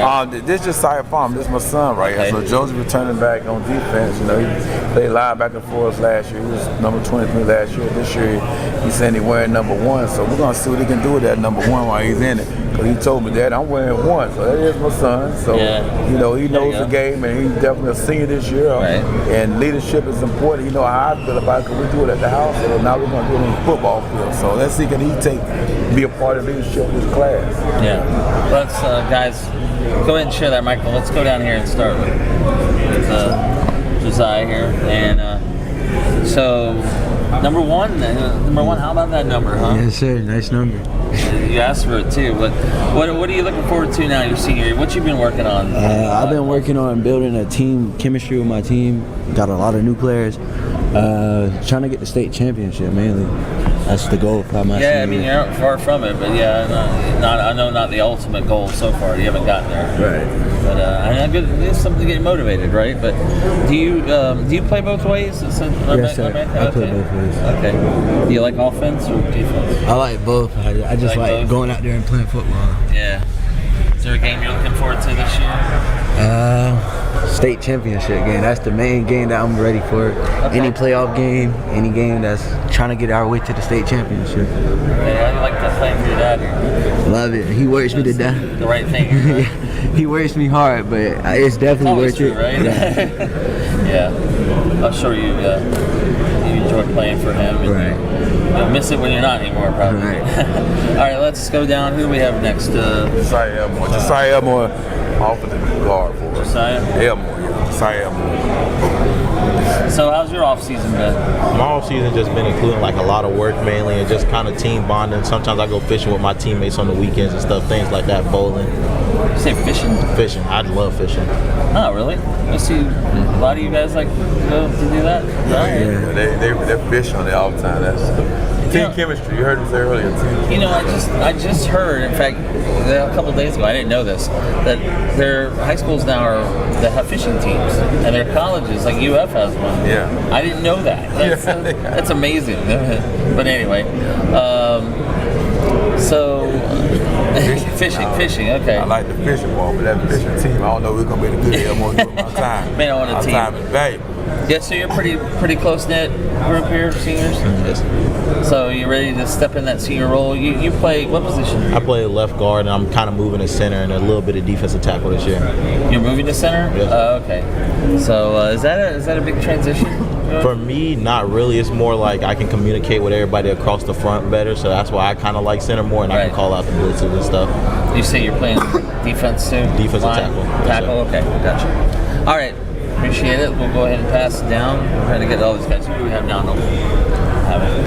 My name is Brendan Barber, class of 2025. That's Brendan Barber, receiver, class of 2025. Yeah, you're receiver. Yeah, senior. Right, Yes, sir, senior. You play receiver, is that? Yes, sir, receiver and sometimes corner. Okay. You know, you guys usually like to open it up. I'm sure that's good for you, right? As a receiver, you get the ball a lot. Yes, sir, a lot. Yeah. What are you looking forward to this year? I mean, other than winning state, obviously, but. Shoot, just state, man. You know, building the team chemistry with my teammates. You know, and I'm a transfer here, so I'm new here, and I transferred from North Marion, and you know, man, I'm just trying to build a bond with them, and that bond can't break. You know, I played with Josiah in MCYFL, and you know, me and him just had that connection, and you know, Coach Farmer Ben wanted me here, and you know, just to work with me and stuff like that. You know, build my strength up, speed, and anything, IQ, all that. I know those Marion County games are big. In fact, who would you say is maybe the biggest rival for you guys? North Marion, Buchholz, Dunnellon said Vanguard earlier. Yeah, I know that's a big. It's a big game. I mean, the team's always pretty good, but again, it's a county game. Yes, sir. On that, and Buchholz, you know, they're. Yeah. You want to get to that point, I know. All right, let's go ahead and move down. I can't hear anybody. That's Gerald Lawton, I'm receiver, Gerald better Lawton. known as Juice. Juice, okay. I got, yeah, here he is, Gerald Juice Lawton. Yes, sir. What are you looking forward to as a senior coming up? Like my teammate said, I definitely want to say states. Definitely going to states. You know, making it all the way. Seems to be the word. States, definitely. That's got it stuck in our head, coach. Yeah, that's an ultimate goal. I know. Right. What have you been working on? Weight room, helping the younger guys out. You know, yeah. They got you. You listed at 5'9", is that right? 5'9", yes, sir. Okay. And again, as I asked, see, being a receiver on this team, you got to get the ball a lot. Yes, too. sir. Also, your name's Juice, so I'm assuming. Better let him know, coach. Better let him know. How'd you get that? It started like when I was younger. I remember playing Little League, and then a coach gave us all nicknames, and he gave me Juice, so I stuck with it. So. There you go. All right. Yeah, he got the juice too. I'm telling you, he got the juice. You gotta see it. Smiling already, man. Nasir Allen, 2025 athlete. Nasir Allen. Yes, Okay, athlete. So Yes, sir. you put him anywhere pretty much on the field, or what? Yeah, why not? I mean, why not put him everywhere in the field? He's an athlete, and he can run. I mean, he showed his highlight film from before, showed that he can definitely, run the football. But, I want to see him catch the football too, so I believe he can run a 9 route, right? What you think, Nasir? Yes, sir. I Get can down the definitely field, run a 9 catch it in the end zone. So, not only that, Nasir going to help us out on offense and defense this year. He can play some safety, so you'll see him playing both ways this year. Yes, sir. I'm pretty sure he can share that with you. Yes, sir. How's your summer been? Anything fun? You do anything? I know you're usually working out this summer sir. now, right? I went to a lot of camps, a lot of working, hard working, football, visits, everything, coach. I mean, I was saying that earlier. Again, not to sound like an old man, but it's like summers now. You just all you do is play. I mean, it's like and these guys too. They've been playing a lot of 7-on-7 too. I think we actually like our 7-on-7 record like 50-something games. Oh yeah, that's right. Yeah, and 2 championships. We just won the Florida State. Yeah, championship. your 7-on-7 team is really good. We just won the Pembroke 7-on-7 championship. So these guys been doing a lot of work. We just got the road from North Carolina this past weekend. So a lot of work been going on. Yeah, I know. I mean, I've seen your 7-on-7 team. Yeah, I know it's one of the best. So, all right, let's go back into the back row here. My name is Jermaine White, also known as JJ. Jermaine White, running back, returning from last year. Okay. Jermaine running back. He runs the ball hard. One of those competitive kids. Oh yeah. Let's go, JJ. Tell me about you. Yeah.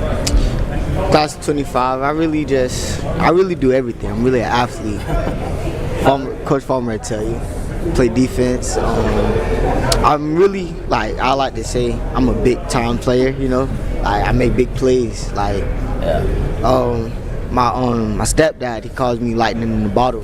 You never know. I really do anything, anytime.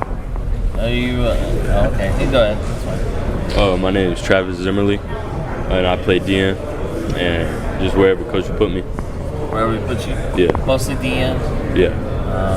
So you get a chance to rush the quarterback, blitz, yeah. Yeah, why not? Yeah, why not? Yeah. I like it, again, you guys seem like you're pretty close to seeing. Are you on the fishing deal too? Sometimes. Whenever I got time. Fishing down there. Where you go fishing, Elbow? Cedar Key. Oh, you go to Cedar Key. Oh, okay. You're catching shorts, right? They send it to the senior group chat. I was going to say that. They send me these pictures of fish. I'm like, man, you guys could be doing some push-ups or something out there. Yeah, I don't want to hear about the shark stuff anymore. It seems like there's a lot of those going on. All right, let's go ahead. Our last but not Jackson Lee, our kicker. The kicker. His rule is he don't miss. I don't miss. Keep it like that. He don't miss. If you don't miss, you don't miss field goals, or what? I try my best not to. What's your career long? Career long. We don't really kick a whole bunch, but it's probably high 30s. I think that's probably the farthest I've kicked so far. I know that, unfortunately, you don't always want to kick field goals. You want to score touchdowns. But I mean, do you punt too? Or you just, yes, sir, I punt too.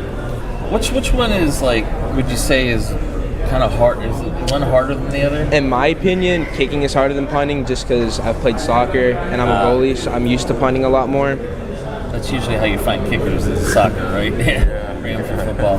All right. We appreciate it. Thank you, guys. Appreciate you coming here, and good luck this year. All right, thank you. Appreciate you taking the time out. Yeah, thank you, guys. All right. The Vanguard Knights. Look forward to another big season. Coming up, Hamilton County in just a moment. JJ the funny.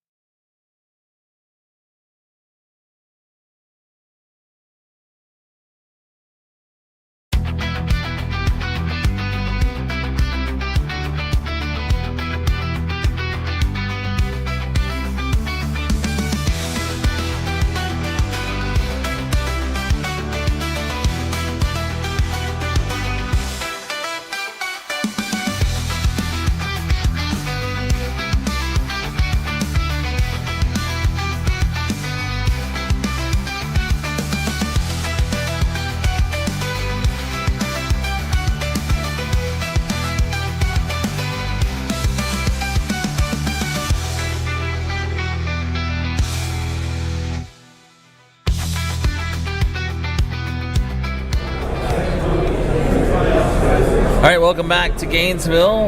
We are joined now here in the North Central Florida High School Football Media Day by the Hamilton County Trojans and their group of players here. And Chris Cook, the head coach, in his second season as the head coach coming up. And Coach, talk a little bit about last season when we get started. Last season was my first season as the head coach. We installed a new offense and a new defense, and everything was kind of new. So last year, along with us being very young and small in stature, we had to kind of learn everything anew. So last year was kind of a challenge. The previous year, we ended the season with 16 kids on the team. We were able to build up to mid-40s for my first year as head coach, and we're on track to have about the same number. So last year the biggest challenges were just youth undersized and a little bit of lack of experience. Yeah, mid-40s, that's pretty good for, it would say 1A, I'm in the rural class. That's yes, a good amount of players, yeah. Yeah, I know the record wasn't what you want, but as you said, your first year, and I'm sure it's been a little bit different this year now. Your second year as head coach, things are running like that. Yeah, definitely. I tell people we're definitely not where we want to be, but we're 100% headed in that direction. So yes, sir. I see you return. It says 14, 7 offense, 7 defense. And how many seniors do you have? And we're going to have 7 or 8 seniors this year, depending on if one of the guys gets to play or not. That's a few more seniors than we had last year on the field starting. But some of those 7 offensive and 7 defense, some of those guys are both ways, so it's a little deceiving there. They do play both ways. Okay. Again, you're in the rural class. Talk about the schedule a little bit.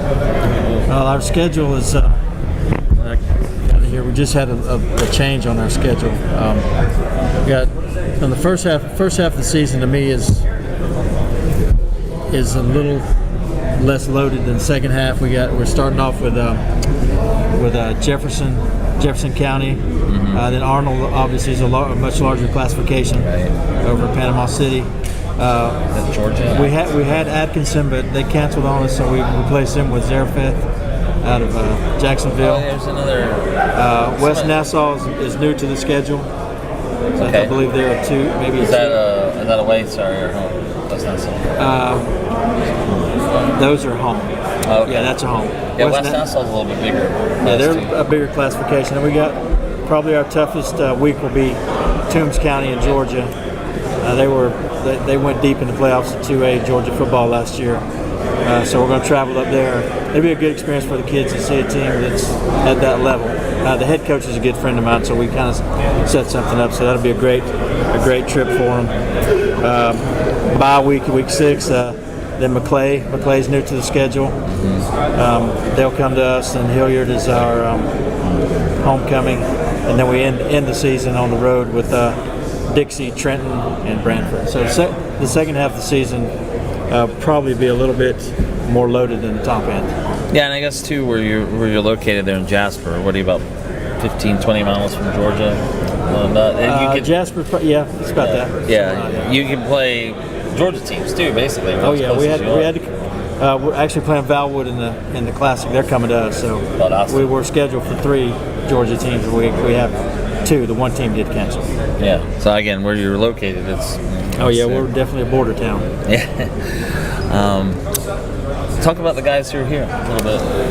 I got some of my key guys here with me today. There were a few more that I'd like to have brought today, but we limited us to 5. So starting down the end, Caleb Boatright. He's going to be one of our key defensive players at Mike linebacker. He probably put on about 25 pounds since last year. He had a great off-season, great work in the weight room. Looking forward to seeing him and bring some of these high-contact, high-character kids. So he's going to be a good kid to watch out for. Keandre Jones, number 9, down by Caleb. To me, when I describe him to people, I say, this is my dog. He's the dog player on the team. He's the guy on defense. When you watch our defense, you're going to probably see him first flying around on the field, bring a lot of good contact. The kind of kid that you need more of, bring good energy. Tate Pritchard is probably my top returning offensive lineman, maybe defensive lineman too. Very smart, intelligent kid, kind of runs the offensive line, which definitely is absolutely the most important part of the team. So he's kind of the captain of that group. Good leader, good integrity, high character kid. A kid like him is a pleasure to coach. Brandon Atwood, number 15, returning quarterback. I believe this will be your 3rd year starting as a quarterback, so he's bringing back a lot of experience, great leadership. I'm looking for him to take charge in offense, and with what we're going to do this year, maybe he can call some of the plays on the field. So great kid to coach, fun to be around. And then Javier Cohen, I believe he's going to be number 0. He's the kid that I gave the athlete tag this year. He's going to do a whole lot on defense, anywhere from safety, outside linebacker, corner. Offensively, he'll get under center occasionally, take some snaps. He'll line up at tailback. He'll line up at slot receiver, wide receiver. So he's a guy that we're going to depend on to be our excitement player, go-to player, impact player. So yeah, these 5 guys, definitely guys that will stand out on the field for us this year. Would you say your offense is, do you kind of 50-50 split? Do you run more? What do you kind of focus We'll on? probably be, if we're like we were last year, we're right at 60-40 run to pass. I hear that a lot. Yeah, it's a little run heavy, maybe a little bit more run heavy, but it's right around 60-40. Yeah. We'll probably be about the same this year. That it used to be. There would be schools who now all they do is run, like every play. 99-1. Yeah, right. Exactly. They don't throw 1 or 2 passes a game, but yeah. Yes, sir. Let's go ahead and talk to the guys. Let's start down here on the left with. Can you hand the microphone real quick? Sorry, Javier. We'll go that way. I was looking at the microphone. I'm glad you have it. Javier Cohen. Javier. Sorry. How did you decide to wear number 0? And also, I don't think they call it a number. I think they just say it's a 0. Yeah, it's a 0. So before we ordered the new jerseys, Miss Cook was like, we ordered a 0. And at first I was like, 0? It's first service 0 in Hamilton County. I was like, yeah, I want it. So A lot of guys are wearing that now. I mean, you see college, NFL, a lot of guys are wearing 0. Yeah, I like it. It's new, it's different. So, they have you listed as an athlete, so pretty much you can line them up anywhere on the field. Oh yeah, you're gonna be all over the place. Yeah, and you play DB as well. Yes, sir. So, which side do you like? Like what I like more? Yeah, I like offense more. You like offense? I get defense a lot, but that's good. You're a senior. I know. What are you looking forward to this senior year, kind of to get better as a player and for the team to get better? This year, I just want to start it out right because this coach could second year, so second year should be like the year that we see what is everybody made of. And, I just want to go deep in the playoffs this year. So the guys under me, they know they can do it, like win the state championship and stuff like that. So I just want to start off good for the guys that's under me. Is there a game you're looking forward to on the schedule? Hilliard. Homecoming. Is there a rivalry with Hilliard, or you played them before? We lost by 2 points last year. Yeah, last year. It was a really close game at their place. Okay. And just a couple little. The difference in the game was probably 1 play.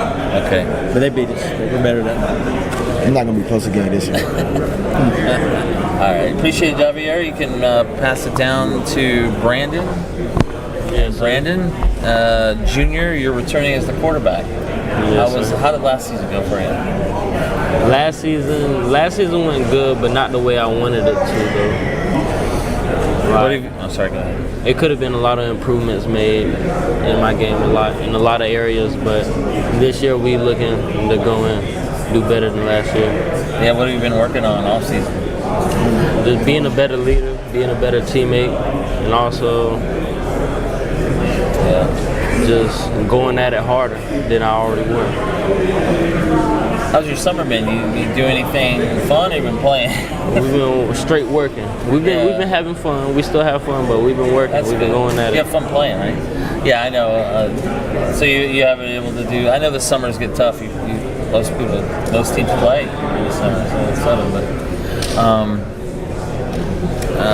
okay. So is there a game you're looking forward to? All of them. Good answer. Good answer. All right. Sir. Thank you, Brandon. We'll move along to Tate Pritchard.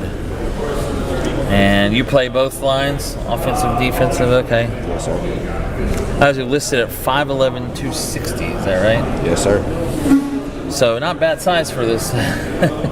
What have you been working on in the off season? My footwork, especially getting faster off the line, more explosive, and using my hips when I shoot my hands better. Your senior year, your last year with the program, and I know the goal is to win, go to state, but what are you looking for this team to get better from maybe a year ago? I love contact. I just want to see more contact from my boys. Yeah. What side do you like better, offense or defense? Defense. Defense? I think on the line that would make sense. Yeah. Okay.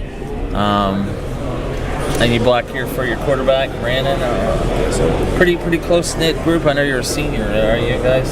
Yes, sir. I was the center for 1 year. Who was just here? Vanguard. Vanguard said that they all go fishing. Is there anything y'all do together that does it play football? Yes, yeah. sir. Does play football. That's the first time I heard fishing too. But anyway, all right. Thanks, thanks, Tate. We'll move down to Keandre Jones. Sir. Keandre, you play linebacker. Just defense? Yes, sir. Okay. Just defense. Well, what have you been working on off season? Really, getting stronger. Yeah. And finding ways to fly more. Okay. Is there a game you're looking forward to this year? Homecoming. Hilliard. Okay. Like we have a unanimous choice right now. They want that one. Yeah. Anything? Do anything cool during the summer besides? The paddock camp. We had a good time at the paddock camp. We had a good time there. The FCA paddock camp in Lake Wells. Football. You were playing football. Yeah. I mean, that's true. I think you guys really, that's what you do in the summers now. I know. Again, I don't want to sound like an old man, but I remember summers used to be longer and you didn't really play your sport. But yeah, that's funny how that's changed. Do you play any other sports? Basketball. You're on the basketball team? Yes, sir. Which one do you like if you had to choose one? What, football or basketball? Yeah. Football. Coach is here. I know. He better say that. I think it's an easy one, yeah. All right, we appreciate it, Keandre. Thank you. Finally, we have Caleb. And you're play tight end? I'm tight end and linebacker. And linebacker? Okay. Do you, as a tight end, do they do throw it to you a lot? A good bit, yes, sir. Good bit, yeah. So you're not just a blocking tight end. You're a receiver. Some of both. Some of both. Which side do you like better? Defense or offense? What do you like better, defense or offense? Defense. Yeah, linebacker. Yeah, linebacker's a good position for that. What does this team need to do to kind of have a better season than last year? Just step up, put the work in during the off season so we can be good during the season. Yeah. Is there a game you're looking forward to? All of them. All of them. We either have Hilliard or all of them. Okay, good answer. Well, guys, we appreciate you coming today. Thanks for coming down and doing this. And, Coach, it was good to talk to you. Absolutely. Good luck this year, Chris Cook and Hamilton County, the Trojans. And we will come back with Newberry in just a moment, as this is the North Central Florida High School Football Media Day. Thank you, sir. Appreciate you guys.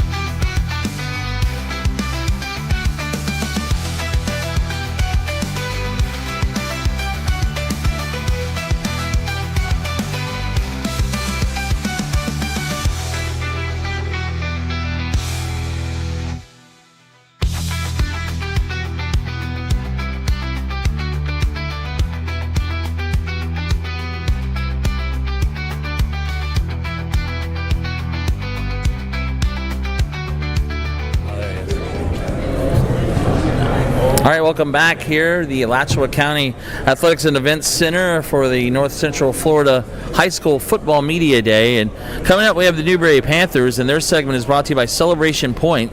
Celebration Pointe is Gainesville's one-stop destination for shopping, dining, movies, and more. Walk to everything and create memorable moments. Located off Archer Road, well, where we are, and I-75 at exit 384. Celebration Pointe is Gainesville's shopping and dining destination. To see all of what Celebration Pointe has to offer, visit celebrationpointe.com. All right, and Coach Ed Johnson, 6th year now.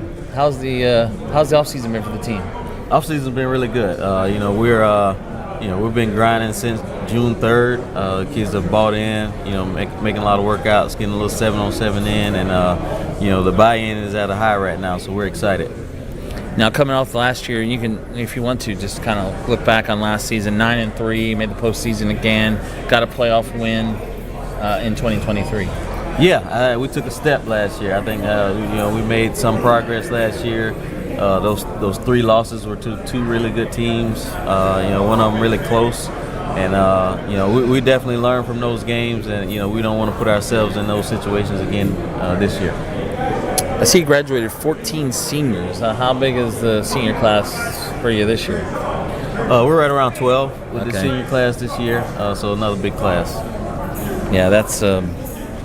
And you mentioned too, playing. I think it was you said you were close with Hawthorne, right? Williston. Sorry, the Williston game. And I know there's maybe a little bit of change for those teams this year, like Williston, Hawthorne. But you guys moved up. I forgot. We're in the new district now, baby. That's yes, right. Sir. You're in 2A. So now that changes everything. I had to get back in football mode. But I believe that's Palatka, Santa Fe, Bradford. Oh, Keystone. That's pretty challenging. Tough district, yes. Yeah, Bradford especially. Obviously, they just play for a state title. So, looking forward to kind of getting going with them. Oh yeah, we're excited. We're always looking for competitive games and competition, and we get to compete for a district championship this year. So something we haven't done before. So we're excited. What's the schedule look like overall? It's loaded. There's no off weeks in our schedule this year. We start with University Christian, and we go to Hawthorne, and then we go to Vanguard in Ocala. So those are the first 3 games. Then we'll get into district play, and finish with Williston and Trinity Catholic. I was trying to think now that, no, that's not right. I was like, I think you're the dean of coaches in Alachua County now, because Coach Whittemore left for a year. I think CI probably got a few more years. Does, yeah, that's right. That was CI. I'm like, you're not an old guy. It's your 6th year, and time flies by for you, it seems like. It is. It flies by when you're having fun. We love what we do as a coaching staff, so, we're just trying to get better. Yeah. I don't know. This is pretty nice here. Huh? Speaking of Alachua County, this is beautiful, isn't it? It is. My first time being in here, man. Yeah, me too. Josh is putting on a great event, man. So we appreciate it. Yeah, and behind us, there's like 18 volleyball and basketball courts. It just goes on and on and on. But it is impressive. All right, Coach, go ahead if you want to introduce your players that are here with us today. All right. Immediately to my left here, we got Jarquez Carter, D tackle, Logan McLeod, middle linebacker for us, tight end. Micah Newton, DN, Collins Dunmore, quarterback, and then Mr. Trent Campbell on the end, Mr. Do It Everything, linebacker, DB, running back, receiver, long snapper. So these are my guys we brought today. Okay, and all seniors. So we will start with Jarquez here. And go ahead and let him have the microphone. No. Oh, get the hand. You can use that one. Yeah, that's fine. Okay, well, Jarquez, what have you been working on this year? Just been working on together as a team, trying to get everybody to come to practice, trying to get everybody to buy into what we want, and that's the state title. If we all buy in to winning the state, we have a better chance than any team and probably Gainesville, because I feel like we have the roster. So it's really just the mindset we need to build up. I understand there's a signing tomorrow. Commitment. I'm sorry, commitment. Right. So that's So me, Logan, and Michael commit tomorrow. We all commit to a school tomorrow. It's commit, right? Because it's only, I forget what month we're in. July. That's July. right. Yeah, it's not time for that yet. Looking back on last year, what I mean, I know it didn't end the way you wanted it to, but what can y'all take out of last season into this year? Maybe a little bit better. Last season, I'll say finishing. At first, we had the games. We was beating Williston. Towards the end of the Hawthorne game, we was coming back. It's just we need to finish and capitalize on games. Yeah, you guys don't play Hawthorne or Williston, right? Because of the new. No, you do. Okay, play. so you got them. I'm sorry, I don't look at the schedule completely, but so even though you're moving up the 2A, you're going to play them. So which game would you kind of look forward to playing? Bradford. That game. We might play them twice this year because we might play them in the regular season and we might play them in the district. So Bradford again because we haven't played them since my freshman year, and I didn't even get to play because I got injured in the first quarter. Yeah. You're as a senior leader. As a senior, what you like this role? Ready to kind of lead this team? Mm-hmm. Now you're still defensive tackle. 67 tackles, 9 sacks. I mean, those are good numbers. What are you looking for maybe to get even better on those numbers? Is there a goal maybe for you? It's a goal. My goal always been to try to get 20 sacks in one season. But I'm not gonna make no excuses, so I'm just gonna say we go see that number this year. Yeah, 20 you said? Mm-hmm. Man, okay. So that'd be like 2 a game, basically. 2 a game. Mm-hmm. All right, that's a good goal, I'd say. All right, let's go ahead and we'll talk to Micah. Oh, wait, sorry, I'm Logan, sorry, that's Logan. I'm moving out of order again. Logan McLeod, also a senior. You play both offense, defense, yes, linebacker, sir. Tight end? Yes, sir. Which one would you say is your maybe preferred? Looks like you've got a lot of tackles. Linebacker. You like linebacker? Yes, sir. Like to hit people? Yes, sir. 6'1", 220, 73 tackles, 6 sacks. As a linebacker too, is there like a goal to have sacks? I mean, usually I know the defensive line comes up with that. Is there anything you kind of set for yourself? Really, I have to say like my goal would really be with tackles and interceptions mainly. But I mean, when coach sends me on blitzes and stuff and lets me go rush the passer, and I'll go get sacks. You looking forward to the senior year? Does it kind of feel like it's flown by a little bit, or is it? Yes, sir. Yeah. What have you been working on? Really, a lot my speed, mainly. I know you play basketball too. What? Yes, sir. Do you prefer one or the other, or both the same? I like football way more than Coach basketball. is here, yeah, I know. So, yeah. Well, he used to coach basketball too, Yes, so sir. that's true. That's true. It may not be that might be true, but how do you like playing for Coach Johnson here? I like it a lot. He's been there with me since freshman year. Let me come in. Been the same no matter what. Pushes me every day. Make sure that I stay on top of things. He's just the coach that everybody would want. Okay. Thanks. Appreciate it, Logan. Go ahead and pass it on. Now we're talking to Micah. Micah, defensive end. You got and I see, are you making a commitment tomorrow as well? Okay, that's right. So between you and Jarquez here, it's not a bad defensive line, is it? You guys kind of have a back and forth on sacks, who gets more? Yes, sir. Way to challenge you? Yeah. Yes, sir. And right now, looks like you got it. I got the sack. Yeah, I got the sack. So what have you been working on this year to get ready for this senior season? Just mainly, working on my bending, leadership, also just maturity. And you just play defense, right? Just Yes, the sir, one just side. defense. Okay. Was there a game you're kind of looking forward to? Yes, Bradford. Yeah, Bradford. Bradford. Yeah, Okay, I haven't played gotcha. since my freshman year, so. I thought they might say Hawthorne, Yes, sir. but Bradford. Huh? Yeah. Yeah. Okay. All right, you can go ahead and pass it down to Colin, right? Yep. Colin, I know you're coming over here this year from Buchholz. How's it been kind of getting used to the team here as a team? Yes, sir. It's been good. I played with most of them since we were little kids, and just want to thank Coach Johnson. He really brought me in. I feel like a family here. And you're stepping into the starting role, right? And what is it going to take for this team to, get to the state, maybe win one? As long as everybody's bought in and put in 110% with our ability, we probably will win a state championship. As long as everybody's bought in and committed every day, that's the only way we're going to win.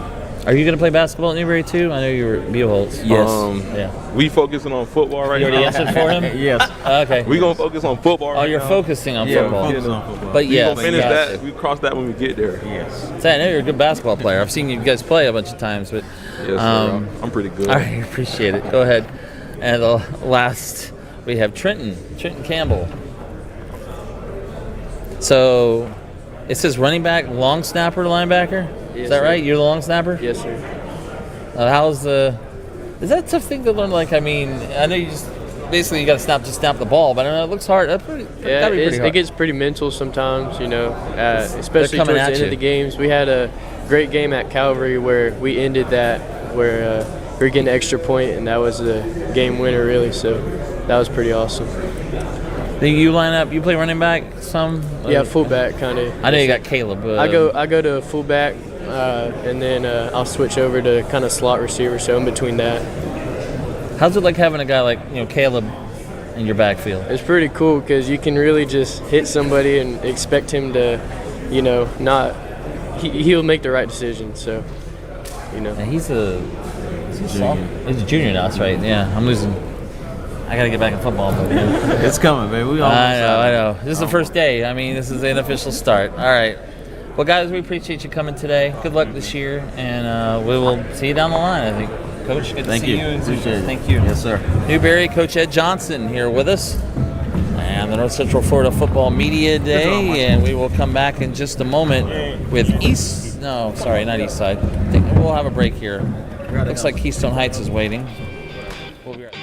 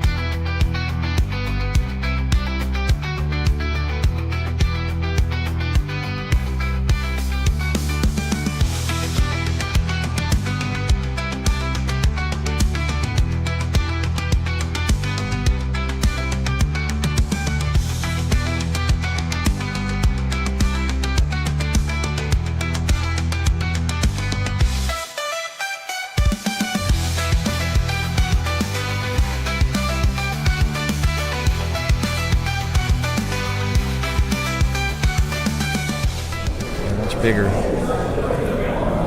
All right.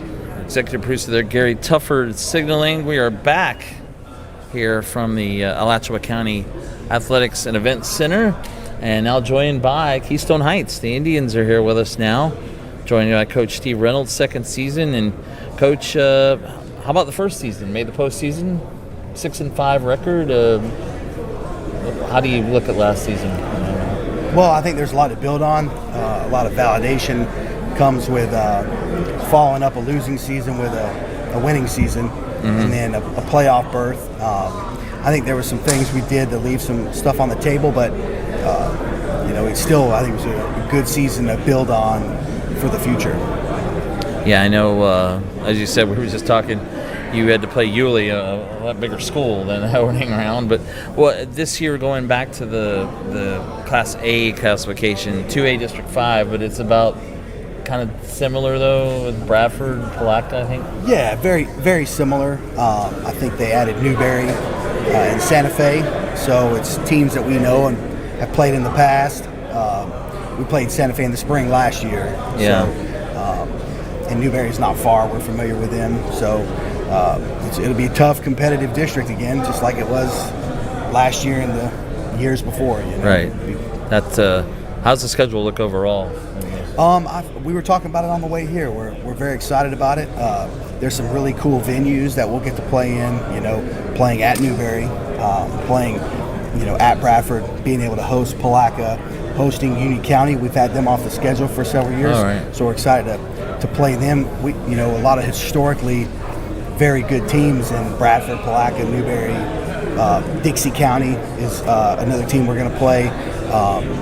West Nassau, we're going to play Chiefland, which is a historically very good team as well.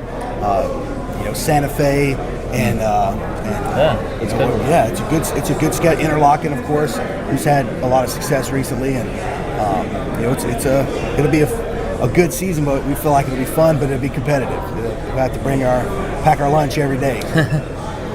Last year, and again, as your first year as a head coach at Keystone, I know you've been a head coach before, but did you find, I know that Keystone's the kind of town that a lot of support for the team in school. Absolutely. I've actually lived in Keystone for quite a while. Okay, right. Or right outside of Keystone for a long time. My wife's from there. It's a beautiful town with great people, very supportive community. It's got a very much of a Friday Night Lights feel to the town. Exactly. Everybody's going to the ball game. Yep. I was telling one of the other guys a while ago that every year I say I really love our kids, but every year I've been there, we've had just great kids that I enjoy being around. Yeah. That are fun to coach. We've had a lot of success there over the last 4 years. Right. And even the year that we didn't have success, there were great kids who I loved who are, gone on to do great things in the community or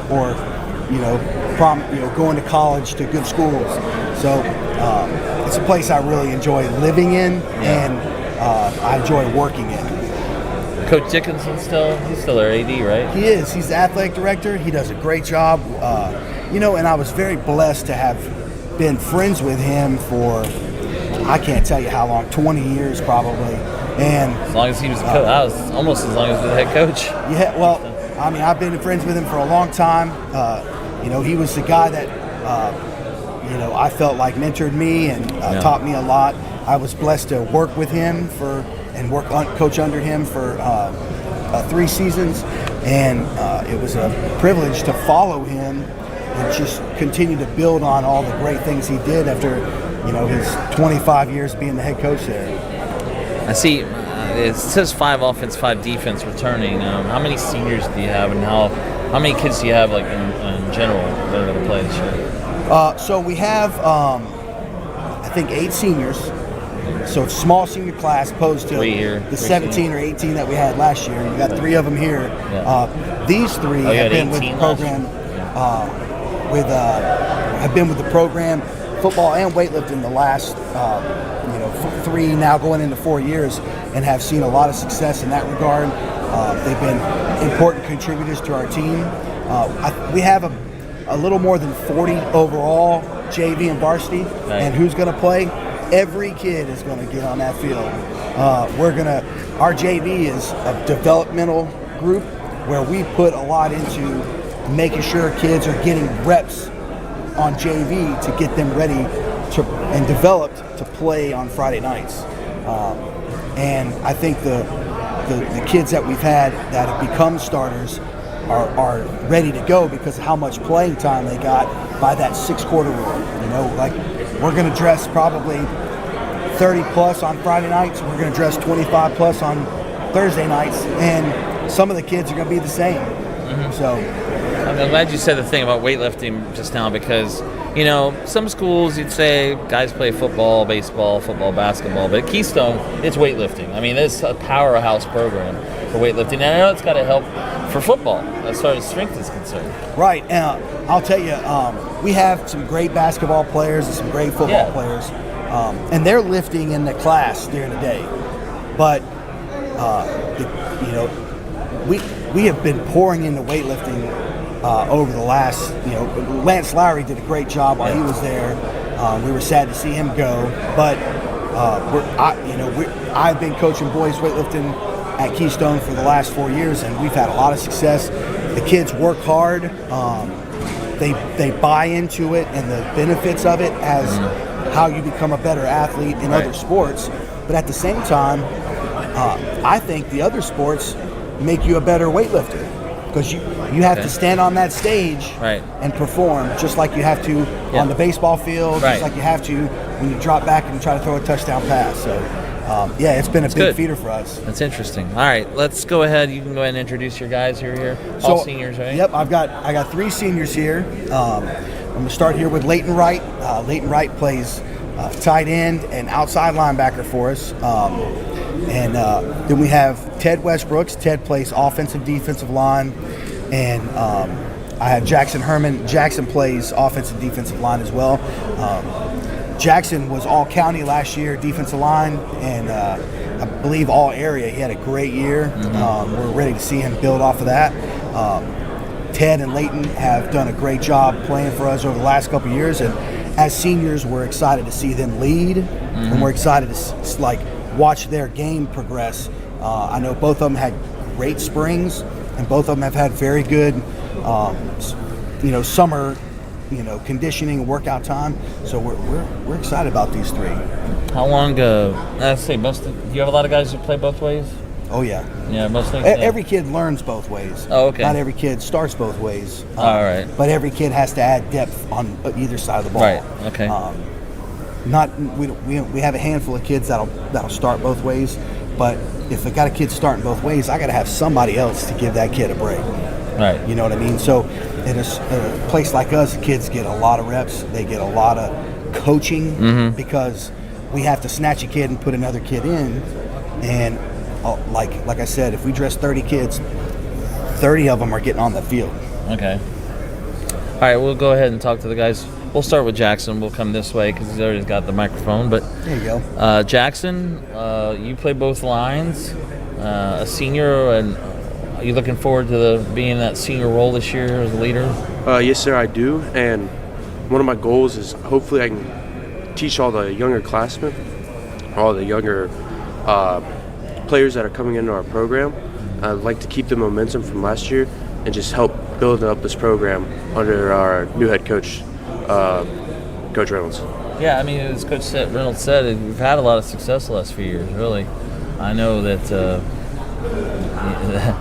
Keystone through the years made the postseason, then they had to play like the bowls of the world, and so it was nice to get a playoff win a couple years ago. But what have you been working on off season? Get ready.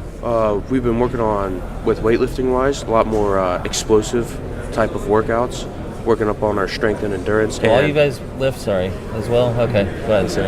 And football wise, we're with defensive line. From our point, where we're looking a little bit more on the basics of our run destruction, but a little bit more on the pass defense too, which is nice. And then offensive line, we working a lot more on our pulls and a lot more on our pass blocking. Is there a game on the schedule you're really looking forward to this year? I'm looking forward to a lot of the teams that I haven't played yet, like Newberry and possibly even like Dixie County. Because if they're tougher teams, I always like to compete with tougher teams and possibly just show what we've been working on for the past couple of years. Yeah, Newberry joining the district right there. Yeah, so that's a good team. Yeah, you're right. But I was gonna ask. I forgot what I was gonna ask. Something to add about Jackson. Go ahead, sorry. Jackson is in the running to be our valedictorian, and he also is looking to finish high school with an associate's degree and being about halfway done with college. Really? Jeez. Pretty admirable situation.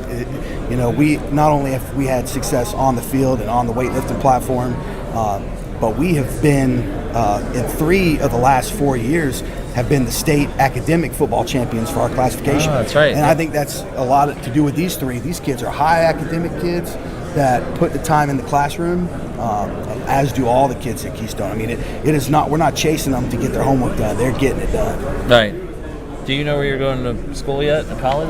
Or? I haven't decided what college I would want to go to yet, but I definitely know that I would want to enroll in one with a good medical program because my future or my career that I would like to go into is possibly a doctor of some sort, maybe a surgeon even. Not bad. Yeah. Not bad at all. You'll be in school a while, but yeah. Yes, sir. I hope you don't mind that. But get a 2-year head start. Yeah, that's right. So you won't be playing football, is what you're saying, or are you going to look to play football maybe? I mean, if like playing football in college, if it had a good medical program, like I said earlier, and they offered me to come play football there, I would accept, or just possibly even like an Ivy League school somehow. We've been in talks with some high academic institutions for Jackson, and at the same time, Ivy League schools that not only fit him to play football, but also fit him academically. Okay. So he has some things he's looking for too. He's got a big future. All right. Thanks, Jackson. We appreciate talking to us today. And this is Ted Westbrooks. And Ted, you also play both lines? Yes, sir. Which do you prefer one side or the other? I think I'm better suited to play offensive line. I really enjoy it. I like guard's probably my favorite position. I just like the ability to be able to pull and do some different dynamics. Because I know you guys still pretty much run first. I know that you throw it a little bit more. Yeah, we throw it a little bit more, and we're a little bit more multiple with our formations. Yeah. But we're still a run team. Yeah. You know, we still have to base things out of the run, and we like doing that. And, Ted, as he said, running interference on different perimeter plays and stuff. He did a great job. Is there a game you're looking forward to this year? I'd say, week 1, Interlachen. I think it's going to be a good game. That's a rivalry, yeah. Yeah, there's a little bit of rivalry, but I think it's going to be a good start to the year. Do anything fun this summer? I know I asked guys that they're playing football, 7-on-7s. But what anything you got to do outside of football this summer? I got to serve at a camp, which was really nice. It was a Christian camp. Got to work on that, and especially weightlifting. I've really enjoyed it this summer. It's been a really nice program. Yeah, weightlifting is I tell you that's the powerhouse. That's the program at Keystone, and because like I say, I ask everybody, and they're like, "Oh, we're 7-on-7. We're playing football." I'm like, man, summers are different. Oh yeah. All they do is play. But you said a camp. Where was the camp? It was in Hawthorne, so it's about 10 miles or Hawthorne. 10 to 15 miles not far. outside of Keystone, which is really nice. Right. Okay. All right, Ted. We appreciate it. Thank you. We'll talk to Leighton Wright. You play linebacker and yes, tight sir. end. Outside linebacker and tight end. Outside linebacker. Now, as a tight end, did they get you the ball some? So this is my first year playing it. I decided to. We didn't have a whole lot of depth in that scenario. I know we had a really good tight end last year with Garrison Teague, but I looked at it and I was like, I think I would be good at that position. Right. So I started working on it, and I think I did well in spring. But I'm looking forward to this year. It's a fun position for sure. So you've been working a lot on learning the tight end position? Mostly? Yeah, just learning plays. It's totally different than what I'm used to, but it's definitely it's definitely a great position once you get the hold of it. And yeah, like I said, I think we can use me really well, and I think we can I can have fun at that position. It's your senior year. You guys, does this feel like it's gone fast for you, or like you gonna enjoy this season? Because yeah, for sure. I think, I mean, I've been playing football since I was in Pee Wee football when I was 6, all the way up to, now I'm 17, going into my senior year. It almost doesn't feel real. It's all I've known. It's football. Football and weightlifting, that's been my life for the past 7-something years. So, yeah, it's definitely gone by fast. Okay. Well, we appreciate it, guys. We appreciate you guys coming today, and it was good to see you, Coach Steve Reynolds, and the guys from Keystone Heights. Good luck this year. Thank you very much, and thank you for all you do for high school sports in this state. We appreciate it. Thank you. Thanks. All right, we will come back. Buchholz is waiting. We're going to have them next. Well, in a minute. Coach is ready to go, but yeah, Buchholz will be coming up after a short break.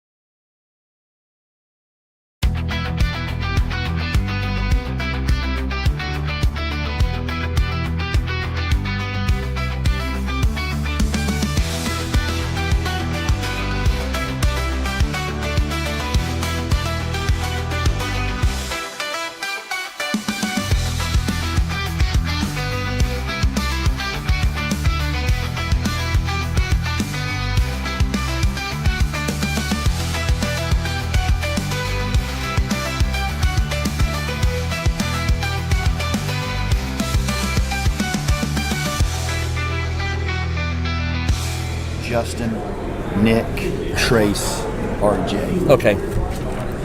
All right, we are back here at the Alachua County Athletics and Events Center. And as you see, we've got the Buchholz Bobcats now with us. And their team segment is brought to you by Dave & Buster's at Celebration Pointe. Check out Dave & Buster's new menu offerings. While on Mondays and Thursdays, endless wings plus a $10 power card starts at just $22.99. Hurry on over to Dave & Buster's at Celebration Pointe, where you can eat, play games, watch sports, and even host your party. You guys could go right over there. It's across the street after you're done here. But sounds good. I know, right? And, well, this is Coach Mark Whittemore, and we know him well. I feel like I'm having deja vu here. But, Coach, 1 year, a year away, and you were ready to come back after that year, you said. Well, 14 months to be exact. Okay. Right. Marty, the beautiful thing is Coach Chuck Bell, not only did he lead the program in an unbelievable fashion back to the Final Four, 13-1, but the continuity between he and I has been tremendous. Mm-hmm. We're like brothers. So I was ready to get back in, and he was ready to kind of take care of his family, so it worked perfectly. Here we are, Marty. Yeah, here we are, and again, I'm sure it's pretty seamless. I mean, you were still at school all that time teaching, and you stayed there as well, and now looking at, as you said, the 13-1. I mean, this has been last 4 years has been pretty amazing for this program, and I know you've got to be happy with the record and everything, and now the only thing left is to win the whole thing, right, basically? Well, I tell you what, that's definitely our goal. Yeah. But we gotta kind of slow ourselves down a little bit. Right. Because this is the 2024 edition. Right. And we have to approach the season not necessarily thinking that it's state championship or bust. That is our goal. But we want to continue to play gritty, tough, hard-nosed football game to game and not lose our way because we've been there 3 times straight and haven't followed through. We want to keep our heads on. And it's hard to win this. I know. I mean, you had to go on the road 2 of those years, and then last year was a 1-point game. So I mean, that's all it's been. But who do you, first of all, how many guys did you lose from last year, and how many seniors do you have this year coming? Well, we lost some key players. Yeah. I mean, obviously losing Miles Graham, these guys sitting with me here know how valuable he was to the team. Quentin Cutler, from an offensive standpoint, and several others. We lost, an offensive line that was the heaviest, most talented offensive line we had in that stretch of Final Four and deep playoff runs. However, I think these 5 here and others on our team right now feel like they are ready to for the challenge of stepping up and trying to replicate what many of them have been a part of. RJ sitting here and Nick were on 3 of those 3. Yeah. So they've seen the losses, they've seen the wins. We got a lot of veteranship coming back, Marty. And your quarterback returns, Trace, is back, and the numbers as a sophomore. I mean, 35 touchdowns, 3,000 yards. Not bad for first year as a starter, I would say. Well, he knows the history of Buchholz at the quarterback position. Yeah. Obviously, his dad was a great quarterback for Buchholz, the Gators, and the Falcons. So he knows what it takes to be excellent, and I know he's going to work his tail off to not only follow through with another season as well as he can to duplicate that, but I think he wants to achieve even more. Yeah, I mean, Buchholz, it is a family affair, really, when you talk about it. You guys really, you seem to find, and you find quarterbacks. I mean, obviously, as you said, Trace, Doug was quite a quarterback at Buchholz and at UF, too, and then the NFL. So the schedule, brutal, tough as usual. I say brutal, but tough as usual, I'm sure. Yeah, the schedule will be, arguably, I think Nick and I agreed, it will arguably be the toughest schedule that we have faced maybe in this run. It's tough to say, but throwing Vero Beach Manatee in there, we got to go up to Georgia and face a Richmond Hill bunch that's going to be unbelievably coached. We got Vanguard out the gate. These guys, I mean, RJ's a permanent captain for us. He knows what it's like to go down to Booster Stadium. And listen, this is the best that North Florida football has to offer. Right. And we're going to play like our hair's on fire, right, boys? Yes, sir. I heard Manatee's coming to Citizens. Is Vero away or is that home? Vero's away. Away. That's true. Kane McDonald, our senior center, who's committed to Coastal. I think he's really excited about going down there. They've got a linebacker committed to Alabama. And so he's going to be looking forward. Got a challenge there, face to face with that cat. Is this the first time y'all played a Georgia team or gone up to Georgia and played? In a long time. Okay. And so we're excited about the challenge, heading up to Savannah, Georgia, Richmond Hill. Right. It'll be fun, a little Florida high school football versus Georgia high school football. Those are always neat opportunities. Yep, that's true. All right, can you go ahead and introduce the guys here? Okay, so I've got R.J. Livingston, permanent captain, nickel, also plays receivers, 3-year starter. Yeah. Got Trace Johnson, quarterback. His stats last year were a little eye-popping. It's going to be, we as a coaching staff want to try to stay out of his way, if you know what I mean. Nick Clayton, who's a dynamic edge rusher for us, our most highly recruited athlete. He's committed to Wisconsin. We got Justin Williams, who is our 1,000-yard receiver from last year. Now, keep in mind, we got 3 Division I offer receivers. He leads that bunch. Coming back from last year, he led the team in catches and yardage last year. And then anchoring our line over there to my far left is Kane McDonald, who is committed to Coastal and arguably one of the best centers we've had at Buchholz High School in the last 30 years. 6'2", 305 this time. That's right. Large human. Yeah, right, exactly. All right, well, let's go ahead and talk to the guys. We'll start here with RJ, and we'll head that way. First of all, RJ, coming in your senior year, and what have you been working on in the off-season, kind of just get better? My main focus this offseason was trying to get faster, try to get as fast as possible. My biggest problem last season was coverage. I gave up a lot of long passes that I'm trying to avoid this year. So just working the drills and getting faster every day. You said, Coach, you're permanent captain, is that right? Yeah, we have this Gold Dawn thing. It's like our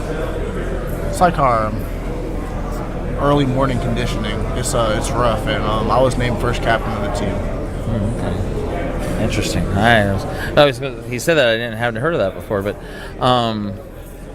well, what about the senior class? I mean, pretty good, like a close group. It looks like you're a pretty close group. Yeah, I think as far as like how close we are, this is probably like our closest group.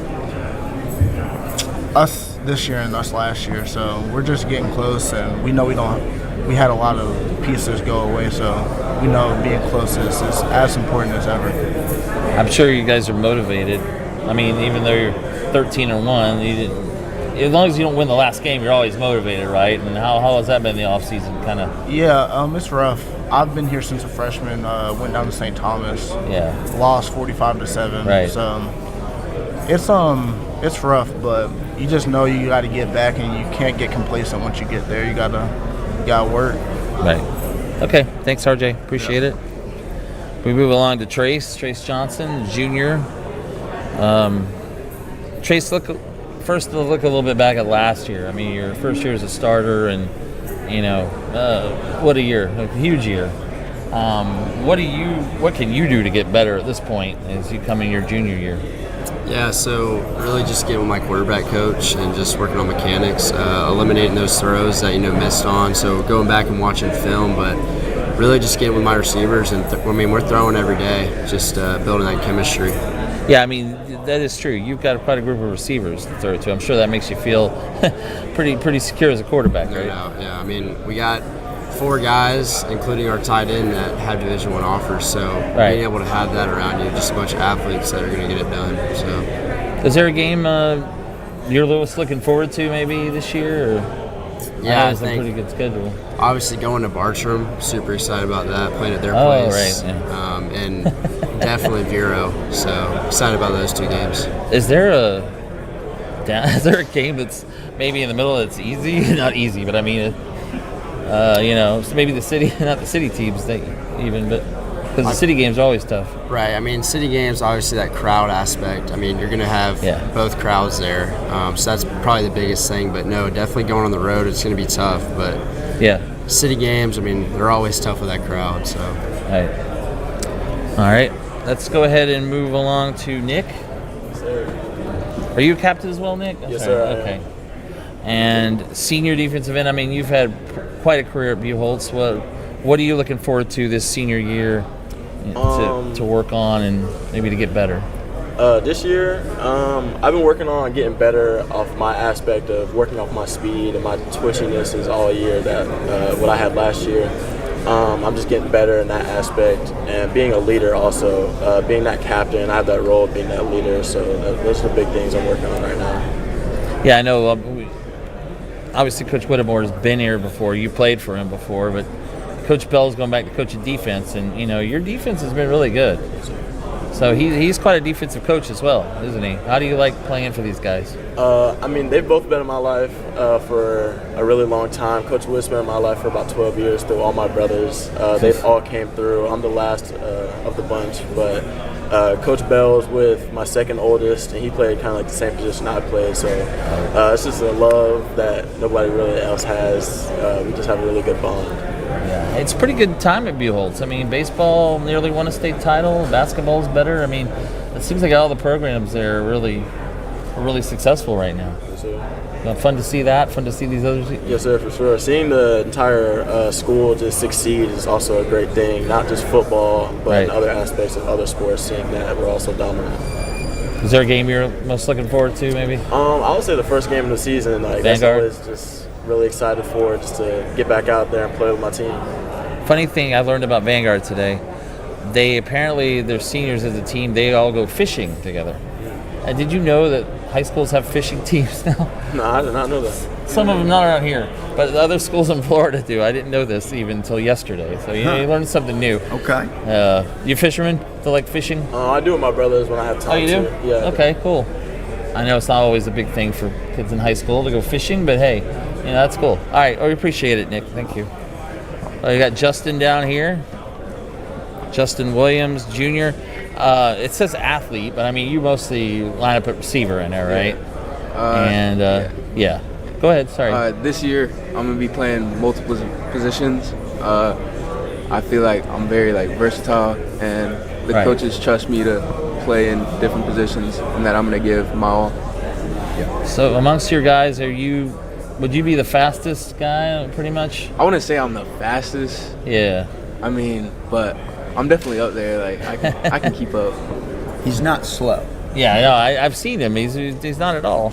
How do you like working here with Trace? I mean, as a receiver, he'll get you the ball a lot, right? Yeah, we have a great connection. We've been playing with each other for a long time, and we have something that other duos don't really have. And yeah. What's it going to take for this team to, I know you have to get a whole lot better, but you want to get better. What's it going to take to get this team to state and win this one? Just repetition, just learning the plays and running them to the best of our abilities and playing for each other. Okay, thank you. Thanks, Justin. And finally, we go to Kane. Sorry you're way down there. I don't know if you can hear me, but Kane, a senior, you're committed to Coastal. What was it about Coastal Carolina that you... To me, it was the brotherhood and the family that they really created around all of the players and coaches. I've been up there 5 times in the last year, and every time it just kept getting better and better. I mean, the offensive line coach Wareheim he's kind of like a second dad to me. Mm-hmm. I mean, he's a very smart man, a great man, and I mean, it's just a great place to be. Yeah, they're an up-and-coming program. I mean, we haven't been around for a long time, but yeah, they definitely are up-and-coming there. It's your senior year. I mean, is it going to be strange not being at Buchholz anymore after this year? Yeah, I mean, it's definitely going to be weird, leaving the state leaving these guys that, I mean, I met Justin. Justin was probably the first person I met when I moved down to Florida. I'm not from here, and I mean, it's just been a great ride. So where were you? Where'd you move from? I'm originally from Tennessee. Tennessee. Okay. Okay. Any game you were looking forward most to this year? Wherever and whenever it's played, I'm looking forward to the state championship. Maybe get a chance to play Lakeland again if you get that far. If it comes to it. Yeah, that's right. All right, guys, we appreciate it. It's good seeing appreciate y'all. you, Marty. Thank you, Coach. Yeah, thank you. Good job, guys. Buchholz Bobcats, Coach Mark Whittemore with us here, and we will move on, thank you, to Branford in just a moment here.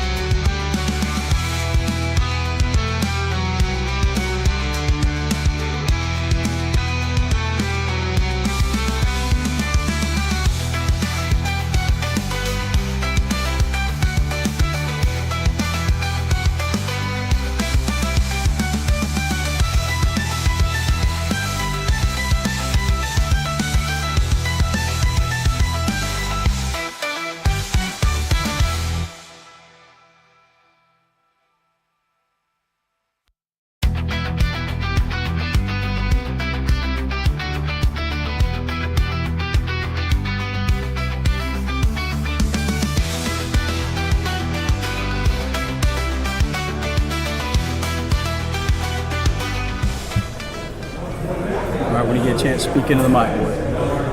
Okay. All right, welcome back.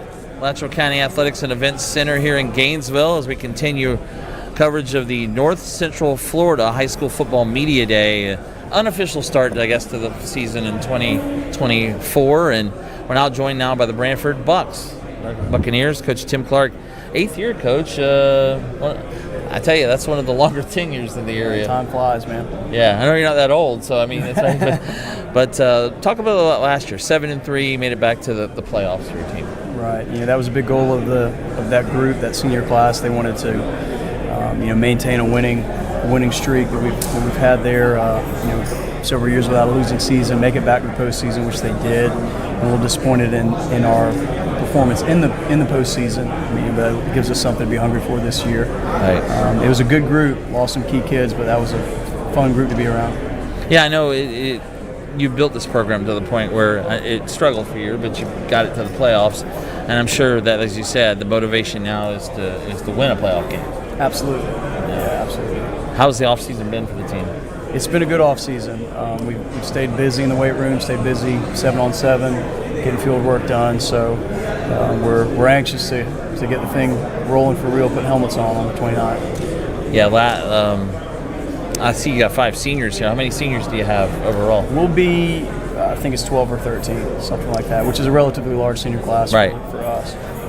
So what's the schedule look like for you this year? So we're 5 new opponents this year. So we keep that slate that's been pretty traditional for us, and then we have Lafayette, we have Trenton, we have Bell, we have Hamilton, and Hilliard. So those are 5 tough public school programs that are year in, year out. They're going to be not easy football games for us. They're what we want in the meat of our schedule. Outside of that, having 2 seasons, winning 7 games, it was tougher this scheduling cycle to try to fill those other 5 games. If you with those 5 that we have that are kind of the meat and potatoes of our schedule, if you schedule 5 more juggernauts, it can be rough. Right. So for 1 hour football. So I'm pleased with how it shook out, but there's not a single week that we're going to have where anything is a gimme. We're going to have to fight every single week. Did the region change at all? Like, still Region 3, or were you? We're still Region 3. Right. Has anything changed? Well, there was in the reclassification. There was some movement around. It's shifted kind of back, but it's generally the same region we had. Okay. So you've got. I'm trying to remember now. It's I get back in football. Lafayette, Hilliard, Hamilton, Branford. Right. Okay. Yeah. Right. Well, I think it said the schedule. How's the schedule for you?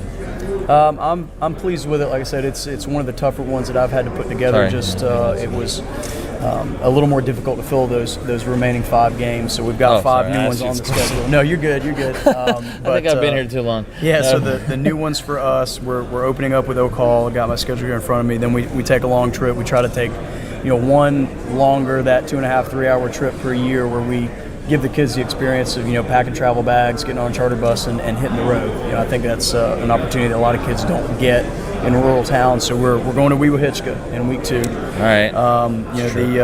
Other than those ones that I already mentioned, the third new team, Saints Academy out of Orlando, we're playing them. We kind of worked some communication last year where we thought we might play them when we had a potential cancellation with Hollis Christian. We ended up playing them.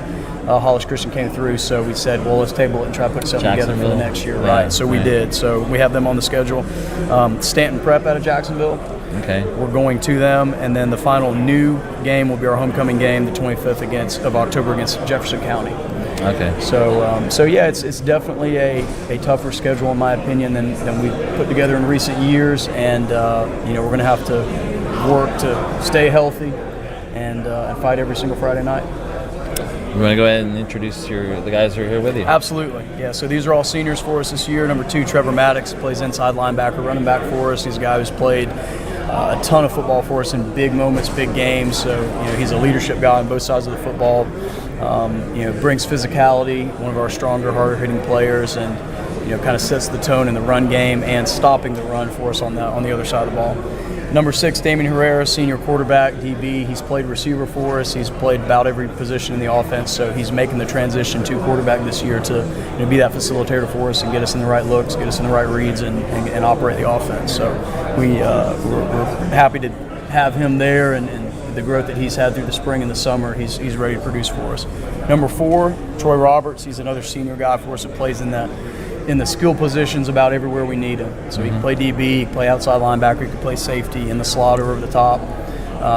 He's on offense, he can play outside, inside, he can play wing back. So he's one of those Swiss Army knife guys that is going to fill a lot of roles, play on special teams, and we know we're going to get at him, and that's wide open. 67's Thomas Rollerson. He plays on the defensive line primarily for us and has now transitioned where we're counting on him on the offensive line as well. But he's a fast twitch guy, plays with good leverage, strikes, and is an aggressive football player in the trenches for us. So he's hard nosed, and he's going to have to be prepared to play both ways and get it started on both sides of the ball in the trenches for us. And then finally 58, that's Cole Payton. He's a senior that's played. He's a 3-year starter on varsity. He's played offensive line, he's played defensive line this year. He'll play both. He'll play about every snap of the football game. We know he can play guard, he can play tackle. He can snap the football if we need him at center, so he's really the anchor of the front, especially on the offensive line. If we need a yard or two, we're gonna run it behind him or put him where we can run it behind him. So those are 5 seniors that we know we can count on, and that's why they're here with me today. What's the mix of run pass maybe for offense? Would you say? So my offensive philosophy has always been be as balanced as possible.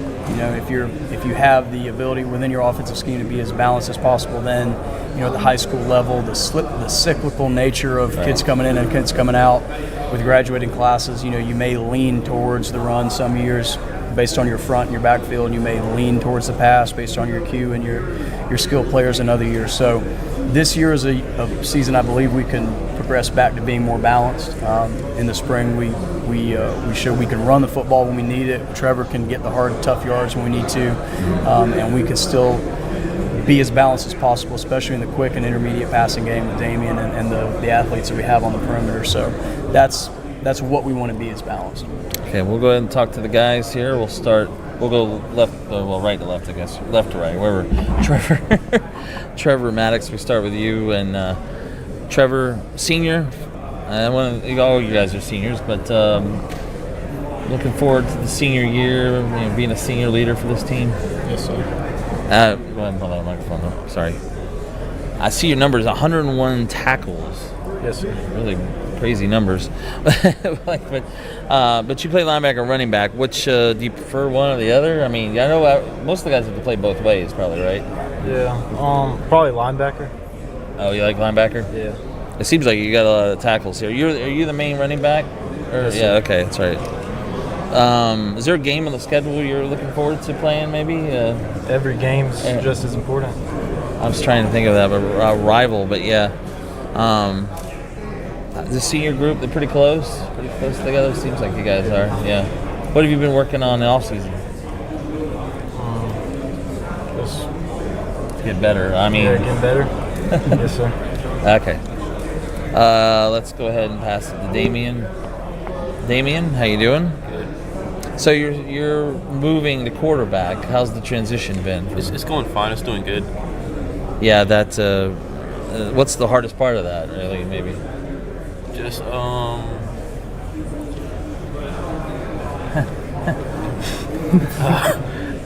nothing? Yeah, okay. I mean, are you looking forward to the quarterback's the leader, basically. You looking forward to having that position? Yes, sir. Yeah. You also play the DB? Yes, sir. How do you had 2 interceptions. So what's the you prefer quarterback or DB? Or just whatever's best play for the wherever? team. Okay. Yes, Is there a game you're looking forward to this year, maybe? No? Man. Tough group. No, I was kidding. All right, we'll talk to Troy Roberts. Coach called you the Swiss Army knife. You can pretty much line up anywhere. Where would you prefer? Where do you like being? I mean, I like every position. You get the ball? Probably receiver is my favorite. Yeah, that's. He says he's got running back, wide receiver, linebacker, defensive back. So you play all those. Yes, sir. What have you been working on in the off season? Just getting stronger. Feet work, speed, all that kind of stuff. Yeah, that's. I noticed you're 5'8", 155. So I'm gonna give you a little bit bigger. Yeah. Looking forward to the senior role. Yes, senior sir. role. Help you guys. What's it going to take for this team to make it maybe win a playoff game and get? Keep that brotherhood strong. The leadership on the team, leading the younger guys. It's important. Okay. All right, we'll go down to Thomas Rollerson, getting down to the big guys there on the end. 70 tackles last year, so obviously pretty good defensive lineman. You play both lines, though, right? What position are you on offensive line? Offense, I am right guard. Right guard, okay. Do you prefer either one, offense, defense? Like, I would think the defensive line maybe, because I like defense. I like tackle, both of them pretty much the same. I mean, I try my best in both positions that I play. So yeah. Is there a game you're looking forward to this year? Not really. Every game's pretty much the same. They're all important. They've all been listening to coach. Every game is important. That's right. Well, what have you been working on this off season? Well, I've been working on pretty much getting stronger in my hand work and my footwork. Yeah. All right, let's talk to where are we? Sorry, I lost track. Cole Payton here. Cole. Yes, sir. I don't think there's a lot of 6'2", 275 guys probably that you No, sir, not play around there. at that level. I mean, have you been kind of growing this off season, or Yes, sir. I've gotten a little bit taller, a little bit bigger, of course, but also just trying to get better for the team. Yeah, you like playing the offensive line or defensive line? Do you?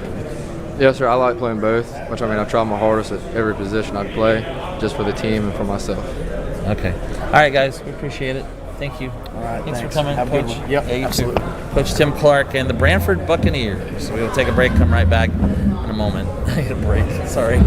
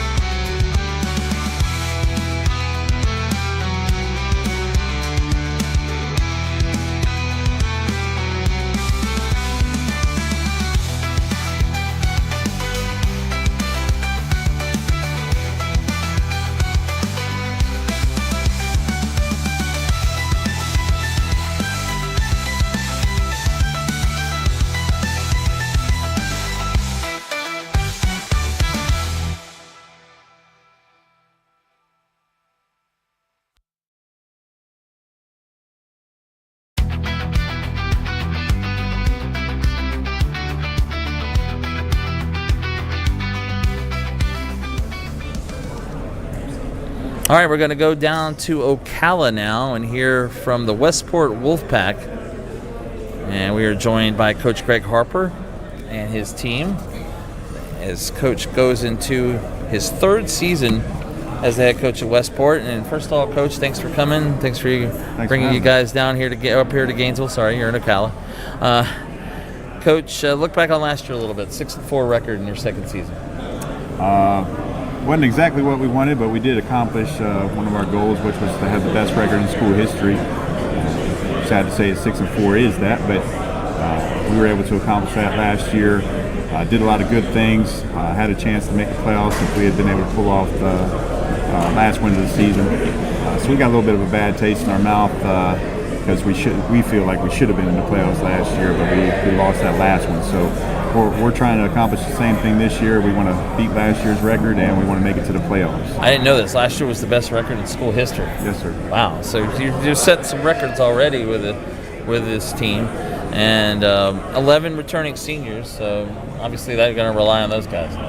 Absolutely. And a lot of those guys are up front, so we'll definitely be leaning on those guys to lead the team and take care of the trenches for us as we go through the season. So they're definitely going to be key to what we do this year.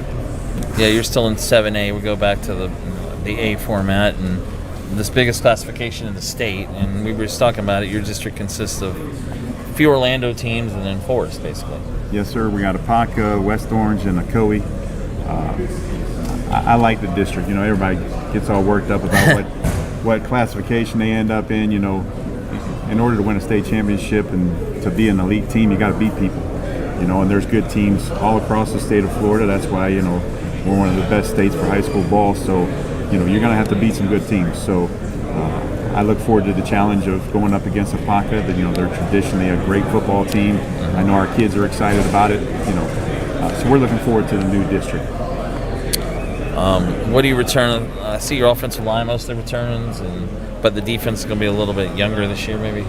Yep, we got a little bit younger after last year, so we're going to have some of those young kids step up. But a lot of our guys that are coming back started for us. Started in the trenches, so that should help us out.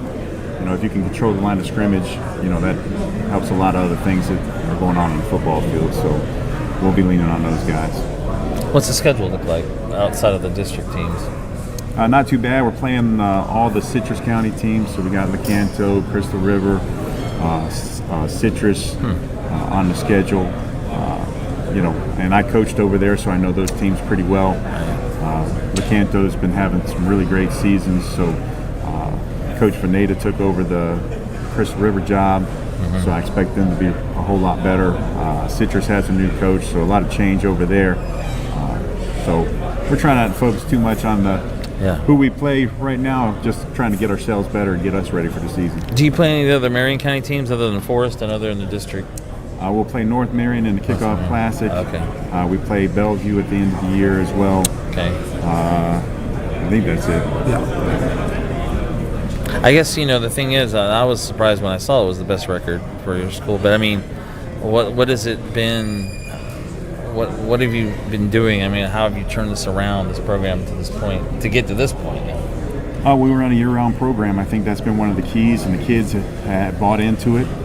We're always doing something all year long. We're in the weight room. We're running. The kids have committed to it and done a really good job with it. In order to win games, you got to have players. Coaches got to have dudes that can go out there and perform what you're asking them to do. And we've been fortunate enough since I've been at Westport that we've had those guys, and they've done a good job. But I think the program that we run gets those kids ready for those games, and it's allowed us to be more successful since I've been there. The key will be to continue that trend. Okay, I'm going to go ahead and introduce your players who are here with us today. I got Ethan Shep. He'll be a senior, plays O-line, D-line for us. Got John Gagner. He's a wide receiver. I got Garrett Wilson. He's going to try to play some tight end for us this year, and probably some D-line as well. I got Randy Jackson. He plays DB for us. He's a junior. And down at the end, I got Tyree James. He's a senior, plays O-line, D-line. Okay, we'll go ahead and talk to the guys. Ethan's got the microphone. We'll start with him. And Ethan, The numbers here, right? Looking at this. Yes, sir. I mean, first of all, talk about weightlifting. You're third in the state, and the biggest. This is the biggest bench in the state of Florida. Yes, sir. I currently my pause bench is 470, so that's the highest of all classifications right now in the state. Yeah, I'm assuming there's not a lot of guys your size, so you can kind of dominate on that line. Yes, sir. Yes, sir. Definitely excel in run blocking. Pass blocking, I could use a little more work. Keep getting more agile, and that's what Coach Harper's program helps us out with, getting us agile, flexible, strong. How much does weightlifting help, get ready for football at times? It definitely helps a lot because the Or clean vice is versa.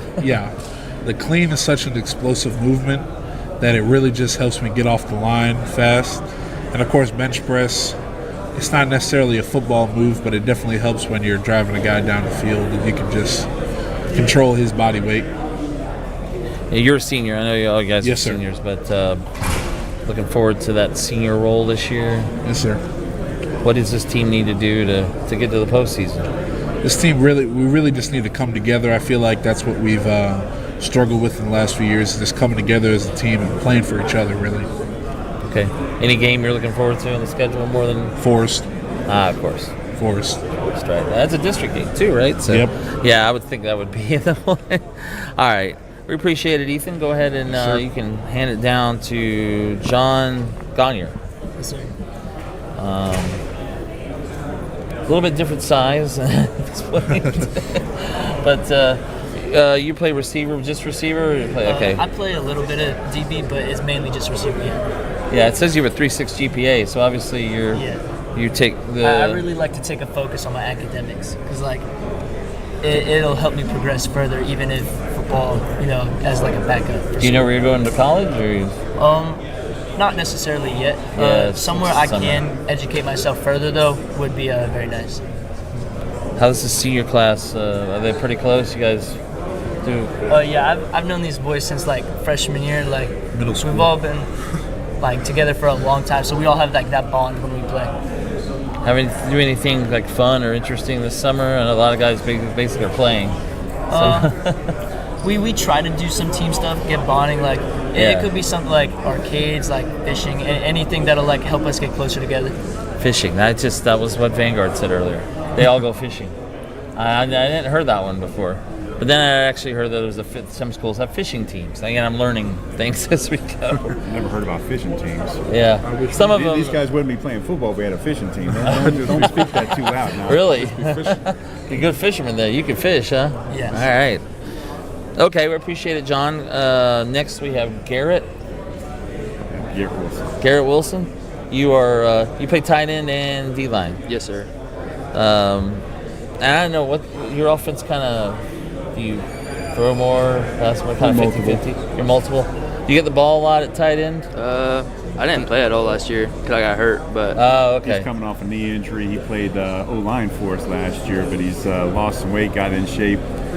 So we're going to give him a shot at tight end this year and see what he can do out there. Oh, you played on the O-line with the injury? Yes, sir. Okay. Yeah, I know that's got to be a little different, but which one would you prefer if you had to play offense or defense? Which one do you like? I'd probably say offense. I like contributing. I like seeing points go on the board. Is there a game you're looking forward to? Probably North Marion and Forest. North Marion? Okay. All right, let's go ahead and move down to Randy Jackson, right? Yes, sir. You play DB. You're a DB, right? Yes, okay. What do you think this team needs to do to get to the next level? Maybe get to the playoffs and win a game. I feel like if we continue to buy into Coach Harper and the rest of the coaching staff and just come together, continue to work hard over the summer, and continue to put in the extra work, I feel like we have a good shot at making it to the postseason. I know the record may not have been what you want, but I mean, last year was a successful season. What can you take from that into this year? I feel like last year, we had our first taste of good success, so we just continue to work and build off of that and not get complacent and just strive for more. Okay. All right, we'll go ahead and pass it down to Tyree. Tyree, you play both lines, offense and defense? Yes, sir. I play both. I play offense line mostly. Where? I'm sorry. I play mostly. What position on the line do you play? I'm guard. right or left guard. Left guard. Okay. You which one would you prefer? Do you have a I preferred? prefer one? offense. I like how it moves. Okay. What are you? You're a senior as well? Yes, sir. Okay. So, what have you been working on to get ready for this senior season? Mostly? I'm coming off a knee injury, so I've been working on that. Coming back, trying to get healthy. Did you get hurt last season? This spring. Oh, the spring. Okay. But you're pretty much back to normal? Yeah, yes, sir. Okay. All right, guys. Well, we appreciate you coming today. Thank you for having us. The Westport Wolfpack, Coach Greg Harper and the guys. Good luck this year. Thank you. Thank you. Appreciate you having us. All right, 6-4, and they hope they do better this year, but I'm sure they will. Absolutely.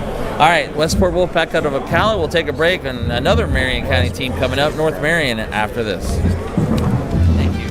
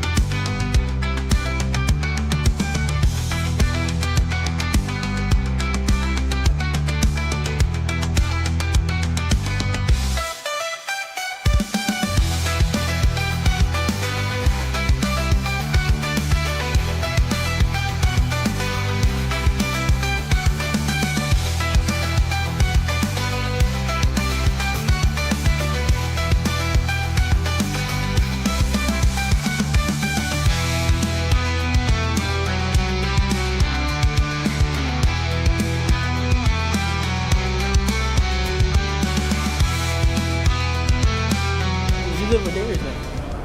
Fat boy?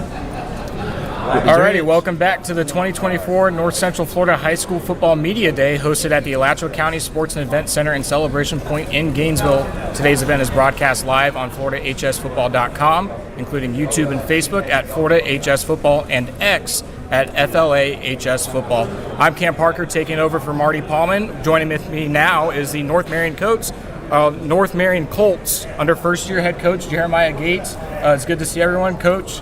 We'll start with you. Trinity Catholic last year, the first head coaching job, if I'm not mistaken, or is it? Correct. And so, just talk about what this offseason has been like for you, kind of transitioning from TC over to North Marion, taking on a bigger role for you, and just how this offseason has gone in general. It's definitely been a different roller coaster for me. Typically at this time in the year, we're throwing 7-on-7, getting closer to that time to get ready to pad up. So you kind of just doing basic offense install around this point in time, or even just doing some reevaluation on your roster. However, this year it has been a different ride. Just doing all the meticulous things that no one tells you about when you first become a head coach. However, it's been fun. I got a great group of kids that have made the transition over fairly easy. They make it fun for me, so that's a great reason to keep showing up every single day. And again, you're at TC last year. You do have a really good mentor who's mentored a lot of different guys around the state, and John Brantley. And I talked to you before we went on air about kind of how he was just so excited for you and this opportunity for you. What have you learned from him in your time both playing at TC and coaching at TC that you're taking with you to North Marion? I've learned a lot from Coach Brantley, but probably one of the biggest things that he has taught me was to choose my battles wisely. Choose the battles that you fight, choose them wisely. And as far as football advice, he's told me all the time, say, hey, just go out and do what you do. And that's kind of one of the principles that I've adopted as a coach is we at North Marion, we're going to do what we do. We're going to execute our philosophy, our game plan to the best of our ability. And if it happens that a team is better than us on that particular day, we'll tip our hats and we'll go back to work come Monday. But we're going to do what we do. And I talked to you again earlier. You talked about building a culture and surrounding yourselves with good guys and creating young men out of these guys and just building a strong foundation in your first year. Just talk about that in the offseason and the progress you've made there so far. So we are a very process-driven program. So we make the days count. We don't count the days because you don't know what you're going to get tomorrow. So we make the day count. As far as, again, this group has bought in to everything that myself and the coaches have put before them. We've had a tough off season, but from weight room to running to throwing a few new schemes or adding to the schemes that we implemented in spring, and they have not disappointed at all. And that's just a testament to the character that each one of these players are.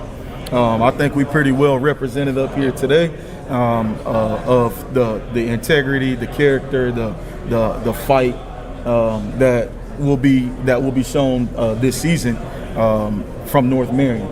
As far as build, and that's part of our philosophy as a coaching staff, is we want to build better men than we do football players.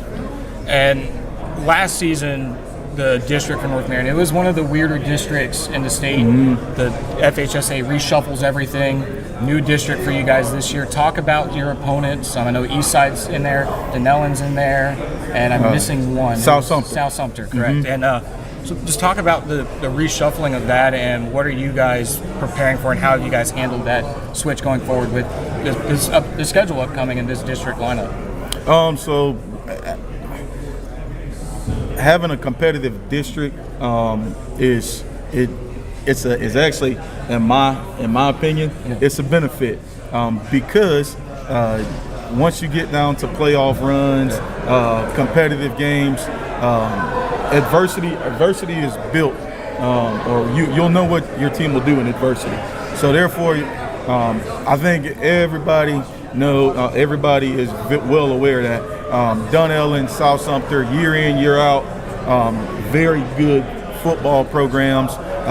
Eastside, always solid, full of athletes. So I tell these boys every day that there's no time that we won't respect. We won't respect people. We'll give everybody their respect, but we believe very firmly that we can compete with the best, and that's from coaches to players. And so I think whoever the winner out of our district is this year, they make a solid playoff run, second, third round, if not further. Let's talk about the guys you brought with you today. A very core group, 4 seniors. Going from left to right, we've got Trevin Matthews, did I say that correctly? The senior athletes. Number 5, the quarterback, Britton Stevens, another senior. Number 1, Dallas Richardson, a safety, who's also a senior. And then at the end of the table, Jeremy Taylor. So we'll start on the end right here with Trevin. Did I say it correctly? Okay. Trevin Matthews. Just talk about this offseason, again, with a new head coach. You were here last year, and it was a tough slate for you guys last year. Now, again, rebuilding a culture, and going into your senior year, just talk about this offseason and what you've been working on. This offseason, it's been pretty hard trying to make the transition, but with the coaches that we got around us, it's been kind of easy for me to transition through it, especially with my teammates and all that. It's been an easy transition. And you primarily listed as an athlete. What are some of the positions that you play? Where are they using you around the field, and what are some of your strong suits? So for defense, they kind of use me as outside linebacker, kind of middle linebacker also. On offense, they use me as a running back. And how are you, handling and training for that dual type role with playing both sides of the ball? I know it's pretty hard to play both sides of the football. What are your thoughts on that, and how are you preparing for that this upcoming season? Running, a lot of running. You're going to need a lot of stamina to go both ways. A lot of stamina. Position preference, offensive guy, do you like scoring touchdowns, or you like hitting the guy better when you're on defense? 50-50. 50-50. 50-50. You have a defensive. You're a defensive guy, right? Correctly, or? So I consider myself an offensive guy. I consider myself an offensive guy, but I do have a defensive background. Yeah. I can't tell you that. I can't tell you I'd be an offensive-minded guy or a defensive-minded guy. But I think either way Trevin plays, offense or defense, he embraces the mentality that I think every football coach wants to see in some of those top-tier players. Yeah. And what are just some of your goals for this year? Again, last year, have to leave it all out on the field. Get a new district, you kind of reshuffle. It's a tough schedule. Coach, what are some of your personal goals in your last year with North Marion? My personal goals, we want to win district championship this year. We also want to win the season. That's my personal goals this year. The good goals to have, man. Good goals to have. And talk about last year a little bit. I know it was a little rough for you guys, but how much of how last season went how much is that motivating you guys going forward? A lot, because North Marion not the type of school to have only a 1-win season. They're not the type of school to have that. So that's probably my mentality. I don't want to have that no more. I want to win a season. And how are you leading some of the younger guys on the program, kind of showing them how to get back to what North Marion was? Be a leader isn't showing them the right way, showing them the game, play the game how it's supposed to be, showing them how to how the game go. So moving on down the line, we'll have quarterback Britton Stevens. So I got you. That's Dejon Gooden. Oh, Dejon Gooden. That's it. So he's a receiver. Gotcha. So talk about, I guess, being a receiver. What's that like in this offense? What are some of your strong suits? Are you more of a high point type of guy, speed guy? Are you big body receiver? What are some of your strong suits? Well, like being the system that I'm in now, it's kind of like easy for me to do my job because like our coach, he basically just wants us to get catches, get in open space, make the plays when needed and stuff like that. And I would call myself like a big body receiver. I kind of use my size to my advantage, against smaller DBs or anybody, that kind of guards me and stuff like that. Yeah. And just talk about the offseason for you again, another senior. What has that been like with the new head coach? Kind of reshuffling the program a little bit, trying to get back on track to what North Marion was. What has that been like for you for me, last offseason? It's been kind of like, at first it was kind of hard because I wasn't there last year. I just came in, so it's like when I got to the school and it was already a new head coach, it was kind of easy for me at first because I kind of I didn't really have to adjust to anything. I just had to adjust to being in a different atmosphere, a different place. And the atmosphere is it's really good. So it's everybody wants to win, everybody wants to be better. So when just being around a bunch of people like that, it makes everything easier. And where were you before North Marion? I was at Westport High School. Okay. And so you transitioned over to North Marion. A smooth transition so far with everything? It's been very smooth. I got there, it was Coach Gates there, so it's I knew him, and it was he kind of been with me. All the coaches kind of helped us, helped me as I got there, get me comfortable. I do stuff with the teammates, get comfortable around the people that I'm finna play with next year. And as far as you at receiver, where are you more comfortable? Are you an outside guy, inside slot guy? I'm comfortable everywhere, really. I first played receiver, my first 2 years of high school, I was slot receiver, but now I'm outside receiver, so I'm pretty comfortable everywhere. And just talk about the receiver room as a whole a little bit and your relationship with your quarterback. How has this offseason been with especially for you as a brand new guy, fostering those and meeting the guys and getting more acclimated? Well, the receiver room now is we all I don't know, we all kind of help each other out in ways, we all compliment each other, stuff like that. We hold each other accountable. And with the quarterback, the quarterback that's there been my quarterback almost my whole life. So I got a good relationship with him. We pretty close, so. And talk about this offense a little bit, just as a player is on the field. What's the strengths of a running team, passing team, a do-it-all team? What do you see as the strength of this offense? So far, our offense, I definitely see us as a good passing team. We got a lot of receivers that can run the routes, the good routes, make the plays, make the man miss, stuff like that. So I feel like we're a good passing offense. We got a good run game too. So I don't know. I still lean a little bit more to passing. A little bit of favoritism popping in. A little bit of favoritism popping in. Talk about your receiver core a little bit too. Not to say an offensive-minded guy, but just just talk about this receiver core a little bit and how they've helped you trying to put this offense together. So they've actually made life very, very easy with the addition of Dejon and a few other guys. Specifically speaking, receivers, very, very talented room. Got a great mix of possession guys. Got some bigger bodies. Got some smaller speed guys.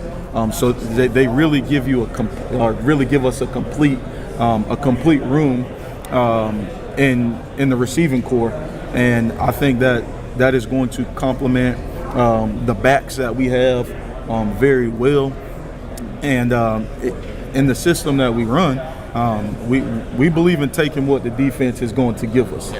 So if you want to give us the 5-man box, we're gonna hand it off and we'll let the running backs eat. But if you want to try to stack the box, we can air it out in multiple facets. We'll take the short, quick game and let these guys be explosive, and we'll also stretch it down the field and take our shots over the top. But as far as that receiving room, very, very, very high quality.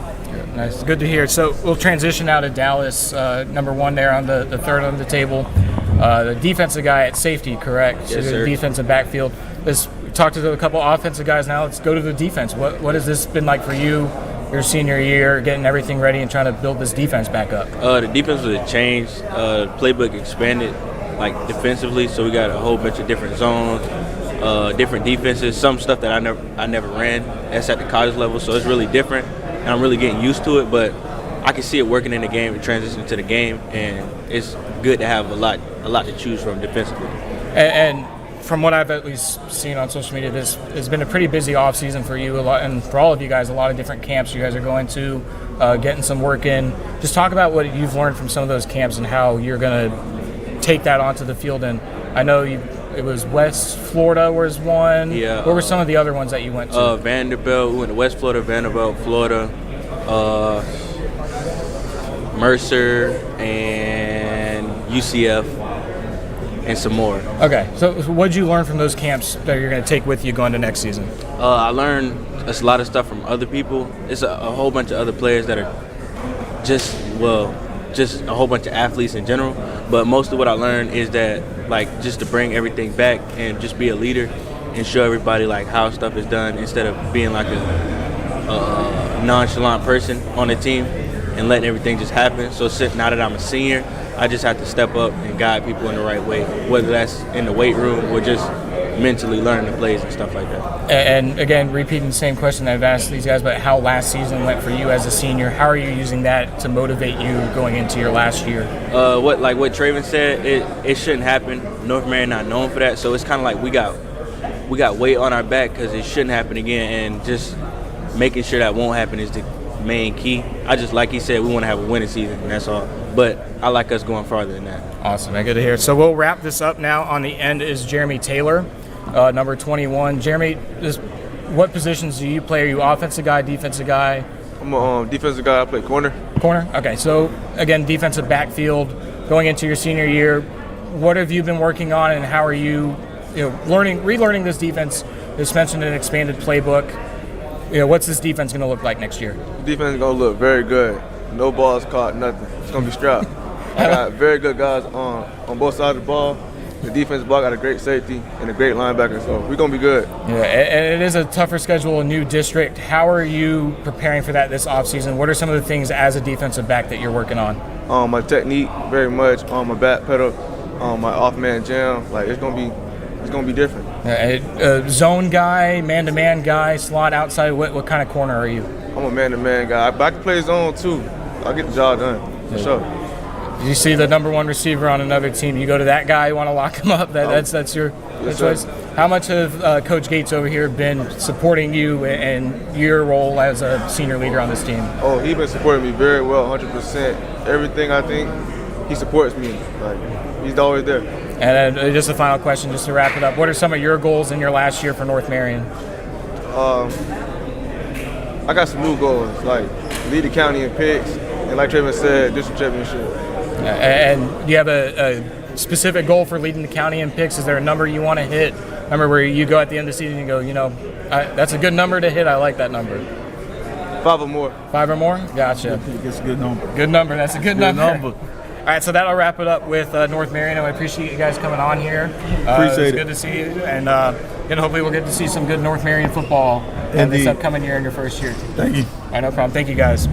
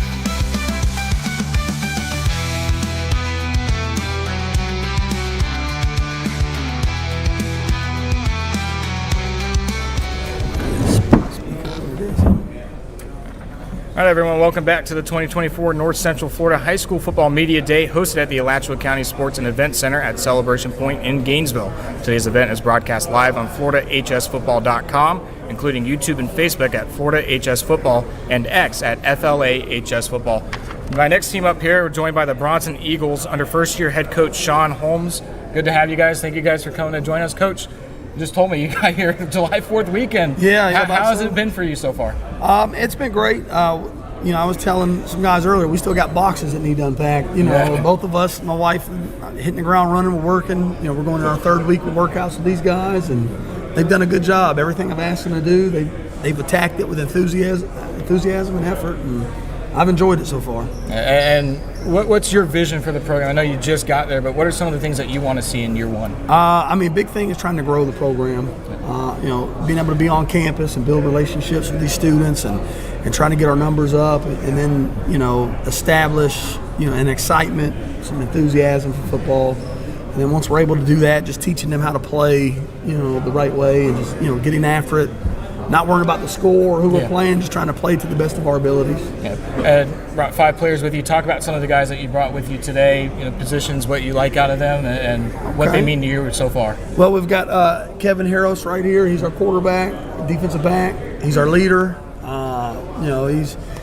I've seen nothing but toughness out of him. He had a little ankle injury in the spring, tried to tough it out, and I can't wait to watch him do his thing. Brandon Mann, who's another senior as well. He's going to play some tight end and run the ball for us a little bit. Another guy that anything we're asking him to do, he's doing it. Can't say enough good things about him. Tyson High is a returning offensive lineman. I've always coached offensive, defensive line, so I'm kind of fond of those guys, and I'm impressed with him so far. He's getting after it. Beside him is another senior, Dalton Jones. He's a coach's son, so like I've been saying, he has a good feel for the game. He's doing a great job. And then we got our young pup over there, Raymond Prophet, running back. He ran for over 100 yards in the spring game and a touchdown, and we're excited for what he's going to do. And a great attitude. He wants nothing more than to work and get better. And just talking as an offensive and defensive line type of guy, what type of offense do you want to run with Bronson? You run heavy, pass heavy, kind of work. Yeah, we're gonna lean early on. We're probably gonna be disproportionately run heavy. I grew up as a Gator fan in the '90s, so I love to throw it too. Yeah. But I think moving forward, we're gonna start with a lot of 2 tight ends, 2-3 backs, trying to give us a chance just to gain positive yards, and then mix in some screens. I'm big on players, not plays. So we're just going to try to get our best players the ball as much as possible. Any way we can do it. And then defensively, we just want to tackle well.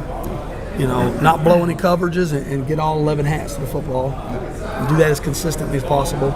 And starting with Kevin as the quarterback of a rushing offense, what are some of the things that you need to work on, things that you're good at, things that you need to get better at to be able to run this type of offense? I'll probably say the field vision, seeing the field more, my accuracy on throwing the ball, and basically that's it. More on the field vision, seeing what everybody's doing. And what does that say about the coaches trusting you? And obviously, being quarterback is one of the harder positions to play in high school and on the field. You also have to play defense too on the back end. What are some of the things that you do to prepare yourself for that? Because I know playing both ways can be pretty tough, especially when you're playing quarterback too. So just talk about that role a little bit. I just give my 100% in practice. I do everything I can to see the field both ways. Me playing defense just gives me more field vision and knowing what everybody's position is. It's easier once you learn the positions. Quarterback was a little easier for me since I knew half the positions already. Is being a defensive back and playing in that position, does that help you as a quarterback at all? Kind of knowing what defenses align, like how they're going to look, maybe what a defensive back's habits are. Does that help you as a quarterback? I think it does. Just knowing how the DB stands and what press coverage they're in, or what they're about to do to the receiver, and know who I can throw it to and who I can't throw it to. Same thing with the linebackers and the defensive ends just puts me like I just look at everything more. And moving on down the line, we'll go to the next. Just you said he's a tight end. You played some running back a little bit. Just talk about your role within the offense. I feel like I'm a very important person, because because I have to block for him, Yeah. I have to maintain my blocks and make sure no one can get back there to sack him. Yeah. And I don't think a lot of people realize that about a tight end. We're not just run out, catch passes. We have to block. And how much do you take pride in that ability to block? Because again, like you said, a lot of guys, they like the glory of catching the pass and scoring touchdown, but really the heroes of an offense are the ones who lay down the blocks and hold it down the line for the quarterback. So how much do you take pride in that role? I take a lot of pride. I want to make sure he comes out the game safe and not hurt.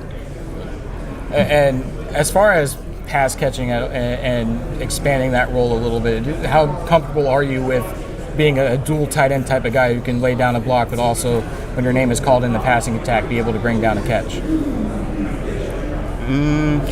Hold on. Can you repeat that question? Just how comfortable are you with that dual tight end role? With you like laying down the block, but they call your name on the passing attack. I feel I'm very comfortable with that. I'm very comfortable with my catching abilities and my blocking abilities. So awesome. And we'll just keep moving right down the line. We have Tyson Hyde, O-line, D-line. Coach just said he's an O-line, D-line type of guy. He's an O-line D-line type of coach. He's only been here for a couple weeks. How comfortable is that for you that your brand new head coach has a lot of experience at your position group? It makes me feel a lot better. He's very knowledgeable. I'm just going to start off by saying that. And I feel like we're in pretty good hands. We just got to kind of hit the ground running and get after it, though.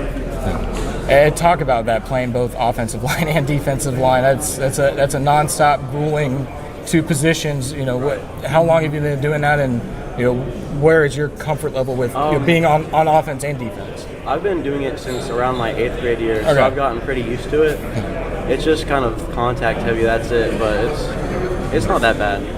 And how much does playing defensive line help you as an offensive lineman and vice versa? I feel like it helps a lot because you kind of have like a perspective of both ends of the ball, so you kind of know what to expect almost. So it just makes it a lot easier all around, I think. And with starting off as a run-heavy offense, how much does that excite you as an offensive lineman? Because I've heard run blocking is a little bit more fun than pass blocking sometimes. Yeah, it excites me a lot of contact, a lot of high-speed blocks, And talk about now transitioning to your role on defense. We'll ask some of both the two-way guys here. You like laying a block down better or getting down to the quarterback and getting a sack? I feel like it's more important just to lay your block, kind of pave the way for your linebackers, right? Just do what you got to do to help the team in general.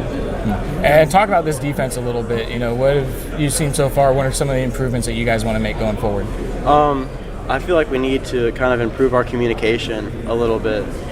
Chemistry is very important in a team.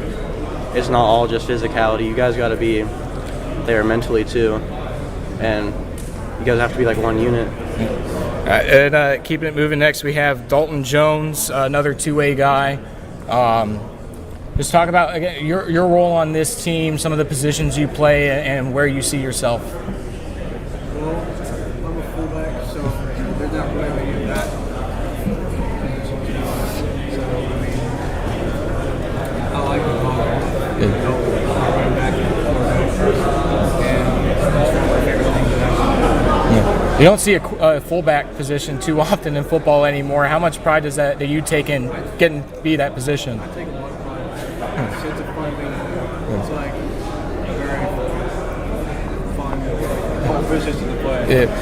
Who are some of the guys, you talk about, famous fullbacks, it's almost like a fun stat line to name some of your favorite fullbacks. So who are some of the guys that you look up to at that position that you try to, emulate your game after?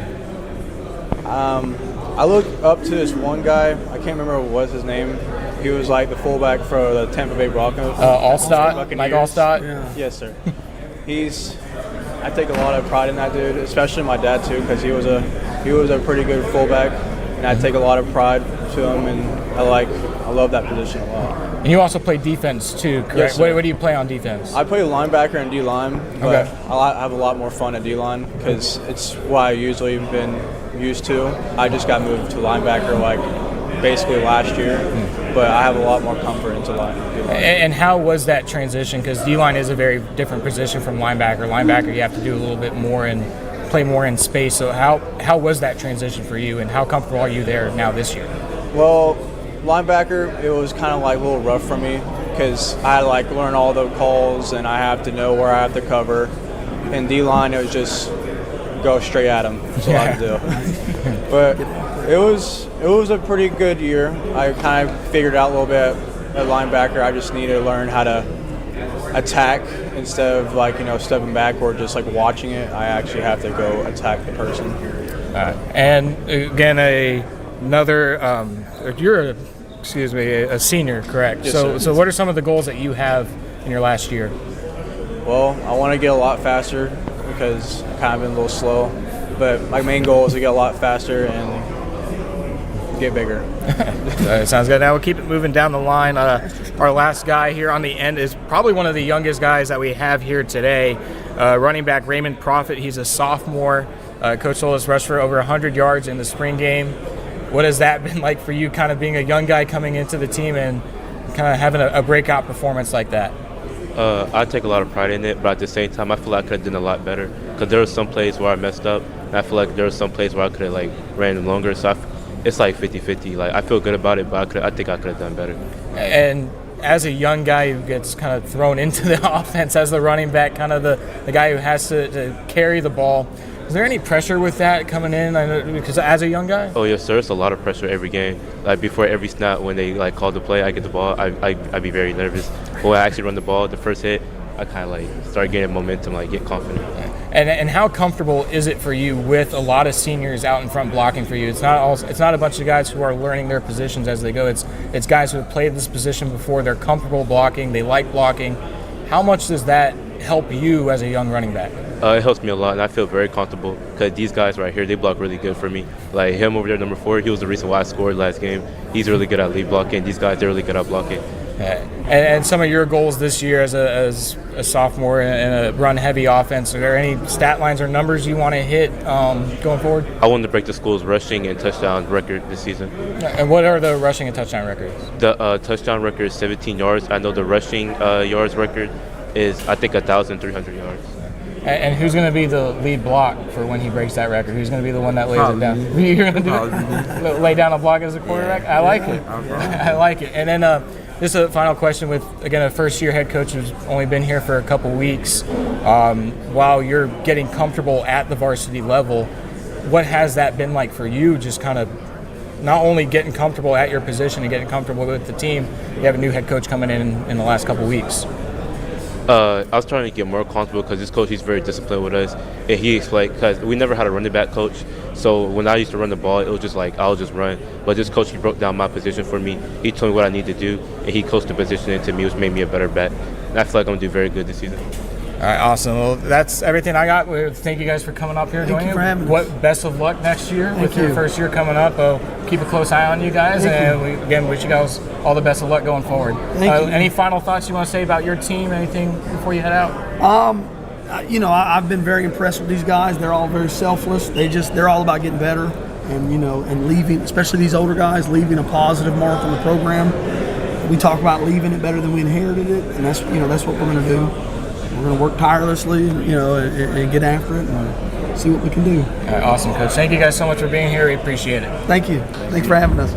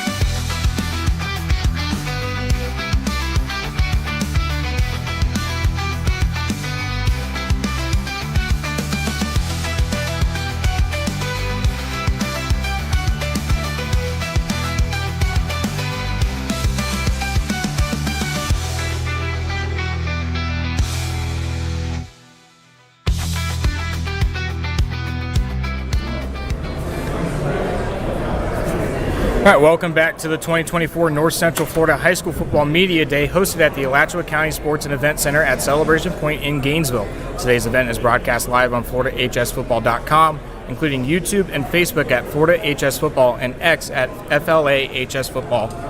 Next up with me, I got the PK Yonge Blue Wave under second-year head coach Willie Jackson. The PK Yonge Blue Wave team segment at the 2024 North Central Florida High School Football Media Day is brought to you by your locally owned Marco's Pizza's locations on Tower Road and at Northwest 13th Street and 39th Avenue. Right now, Marco's is offering a limited-time deal on their new fiery flavors on large pizzas starting at $8.99. Go to marcos.com to order your pizza today or visit their 2 locations in Gainesville. The coach, second year at PK, talk about the transition from year 1 to year 2. I know you guys lost some guys, but you got some good guys with you still on the team. Just how's this offseason been for you? Offseason's been great. We lost, like you said, we lost a couple of guys, but we got in a couple of guys that I think, will do just fine for us. So the transition will be, just the guys are buying in. We get better and better each day, and we're looking to, get ready for the season. And what are some of the, from last year to this year, some of the things you want to improve on? Well, we just have to improve on. We've been trying to change the culture. You have to always have a culture change when you have a new coach and a new system. So that's been the biggest thing. So we got guys that are having to buy in. They're having to buy in. They're getting to buy in. And with that being said, we're moving toward becoming a pretty good football team. You have a new quarterback this year. Sitting to your left, Anthony Powers, only played in 1 game last year. Let's talk about his development throughout this offseason. Well, the greatest thing about Anthony is he's willing to learn and he wants to get better. He wants to be a great quarterback, and that's what my goal is, to help him become a great quarterback. So with that being said, he has all the tools, big arm, everything, but he has the best thing about it. He's willing to learn and willing to try to get better. And Anthony, we'll just go right into it at quarterback. It was a bit of a weird year for you last year with transferring. How comfortable have you gotten with this team this year? Just really comfortable, actually, coming in and being with the guys. And as soon as we got there, everyone seemed like they were ready to go throw. We've been throwing every single day, just trying to get the guys, get on time, get on the same page with everybody, and everything's been going good. And talk about that development and some of your receivers in the room. Who are some of the guys that you're looking to this year? Ty Moses, for one. Cam's going to be really good. We got Foley down there too. We got a bunch of guys that have just taken really big strides from when they first got here and just really bought into the process and have really just came a really long way. And I know it was an up and down season for you guys last year. Now taking the reins of the offense, what can we look forward to with this Blue Wave offense? Just a complete culture shock is what it is. We're a whole different team. We're ready to prove we're a whole different team, and that's what they can expect. All right, and moving down the line, I'm sorry I don't have your name on here.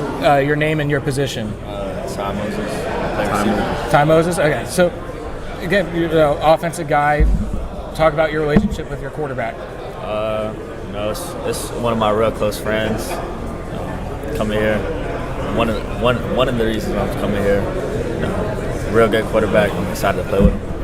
And talk about you're a receiver, correct? Yes, you see yourself more on the outside, inside, deep threat, kind of big body guy. What's your preference, I guess? It really don't matter. Just want to be on the field, ready to go hard every play. And quarterback just mentioned that you're throwing every day. How has that been training this offseason? It's real good.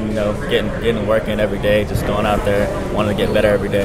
Head coach is a bit of a legend at the receiver position. Yes, How's sir. it been learning from him, and what are some of the things that he's helped you with? It's great having such a good a good mentor as a coach. Just trying to follow what he's doing, showing what he's doing every day, getting better. All right, awesome. And then we'll just keep moving on down the line. And name and positions. Kieran Foley. Receiver and kicker. Right, receiver and kicker. I think this might be the first special teams guy that we've gotten today. So let's go into that, man. Just talk about your role as not only being an athlete on the field, but you also have to kick the football too. Yeah, there's a lot of pressure to it because if I miss, I can win and lose games. So there's a lot of pressure on that. Yeah. And what's your range like as a kicker? What's the farthest field goal that you're comfortable hitting from? Probably 50. From 50? Good to hear. Now let's go to receiver back.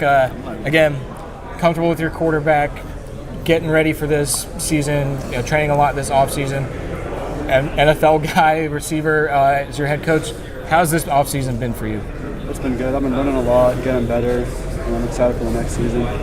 Good. And where do you see yourself as a receiver? A slot guy, outside guy? You know, what is your strong suits? Probably outside. Outside? Deep balls. And how has that been with your quarterback trying to training for that role and getting ready to take some shots down the field and be ready for that? He hits me most of the time. Most of the time? I just have to run. He just gets me the ball. Long foul ball. There we go. Good to hear. Good to hear. And again, with the special teams unit, I think people kind of overlook that a little bit as a part of the game. How much pride do you take, not only having to play receiver, but you also get to be the kicker on this team? I take a lot of pride because it's good to have 2 roles for the team. So. Good to hear. Good to hear. And moving on down the line, our last guy we have is Cameron Stokes, O-line, D-line. I believe this is your first year, second year at PK? I've been second year on the team. Okay, so being the only lineman here, talk about your offensive line group. Well, I think we have a lot of room for improvement. I feel like we need more depth. But I have the lineman group is a good group of guys, and I feel like we could really be good this year. And last year, the offensive line unit was very young in learning the positions now, and this year, you know, everyone's kind of had a lot of experience last season. How much did last season benefit you guys going into this year? I really don't know. Hold on, Cam. I'll help you, Cam. Actually, he's the only returning lineman that we have. Gotcha. Okay. Yeah, all the other guys are gone. He's the only. So the experience is minimal, but they've been working hard this off season. He's shown a lot of improvement. Cam has. He's going to be the anchor for our line. He's a center, and we depend on him on both sides of the ball to be able to get things done. He's the leader of our offensive line. That's the leader. Talk about that leadership role then as a younger guy who you are the only returning lineman. What has that been like for you, just kind of being the leader in that room? Well, I feel like it's a lot of weight on my shoulders to get the linemen ready for our first game of the season because to be honest, they need a lot of improvement. They have a lot of room for improvement. But that just means I have to be better and teach them up a little bit.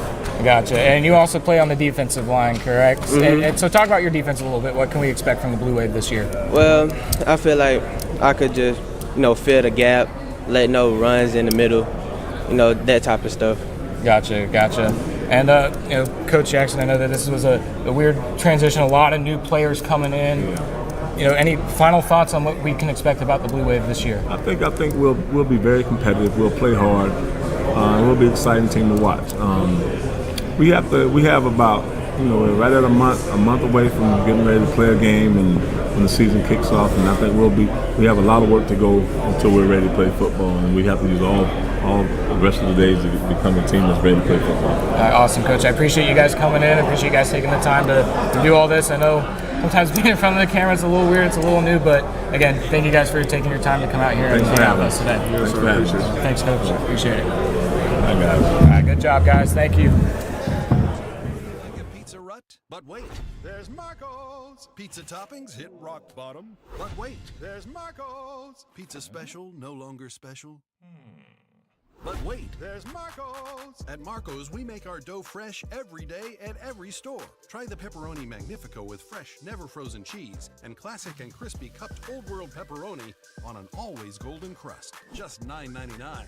Elevate your pizza night with, but wait, there's Marco's.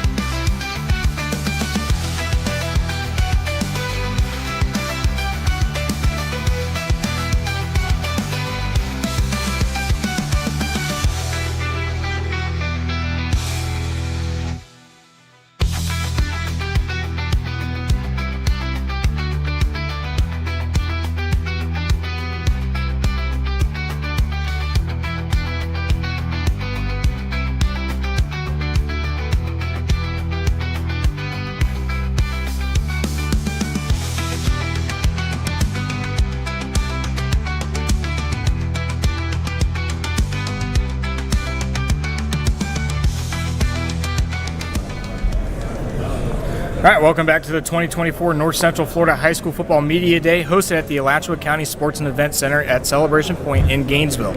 Today's event is broadcast live on FloridaHSFootball.com, including YouTube and Facebook at Florida HS Football and X at FLA HS Football. Next up, we got the Santa Fe Raiders. The Santa Fe Raiders team segment at the 2024 North Central Florida High School Football Media Day is brought to you by Miapa Latin Cafe, serving Alachua County for over 2 decades, where fast and affordable cuisine awaits. You can visit Miapa Latin Cafe at one of our 4 locations in Gainesville, Jonesville, Alachua, or at the UF Rights Union Center. Miapa Latin Cafe, where every bite is a taste of tradition.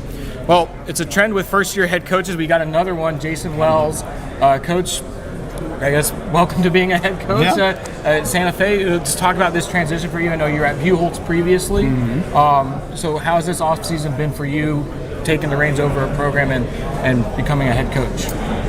It's been fun. I've enjoyed it. You know, before we got on air, me and Willie were talking, and you know, as a first-year head coach, you're not coming into the program because it was a freaking world beater, right? Like there's things to fix, there's stuff, there's culture to mold, there's all that sort of stuff, and I would say the low rung of just feeling comfortable and excited is like when you show up, did they show up? Right? Like are they bought in? Are they ready to work?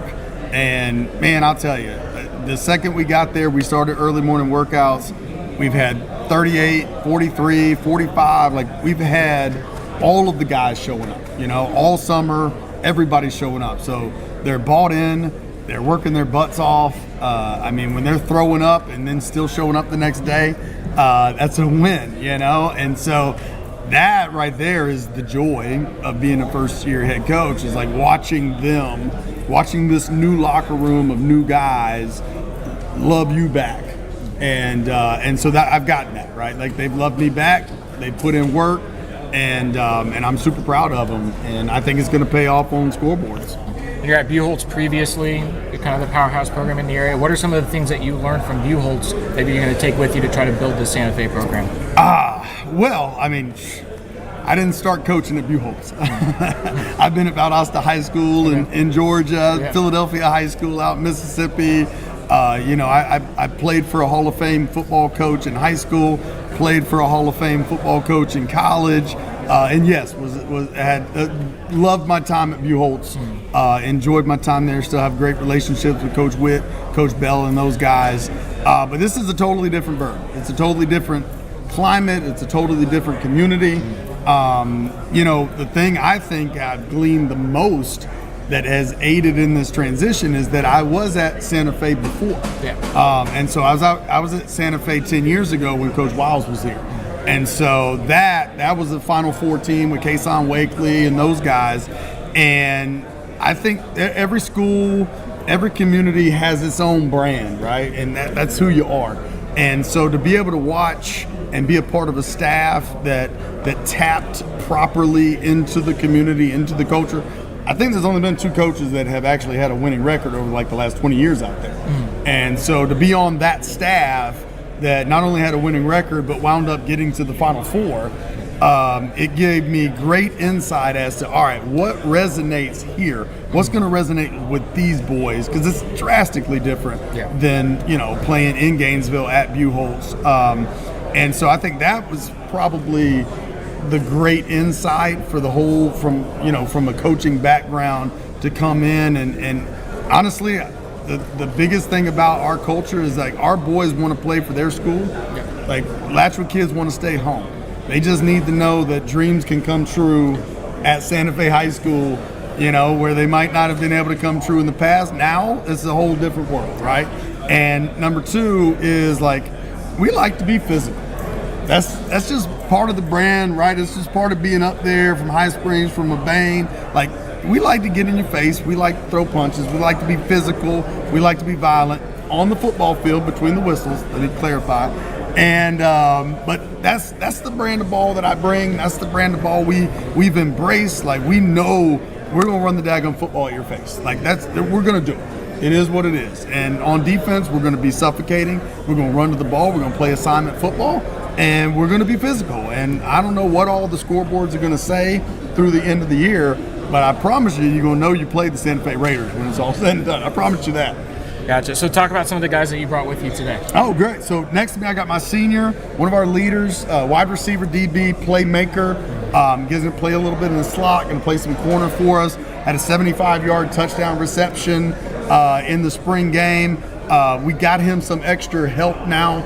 We've had some kids that have moved in that we got a few transfers to play some extra snaps at wide out and a few extra little safety snaps so we can keep him a little fresher for returning punts and kickoffs and that kind of stuff.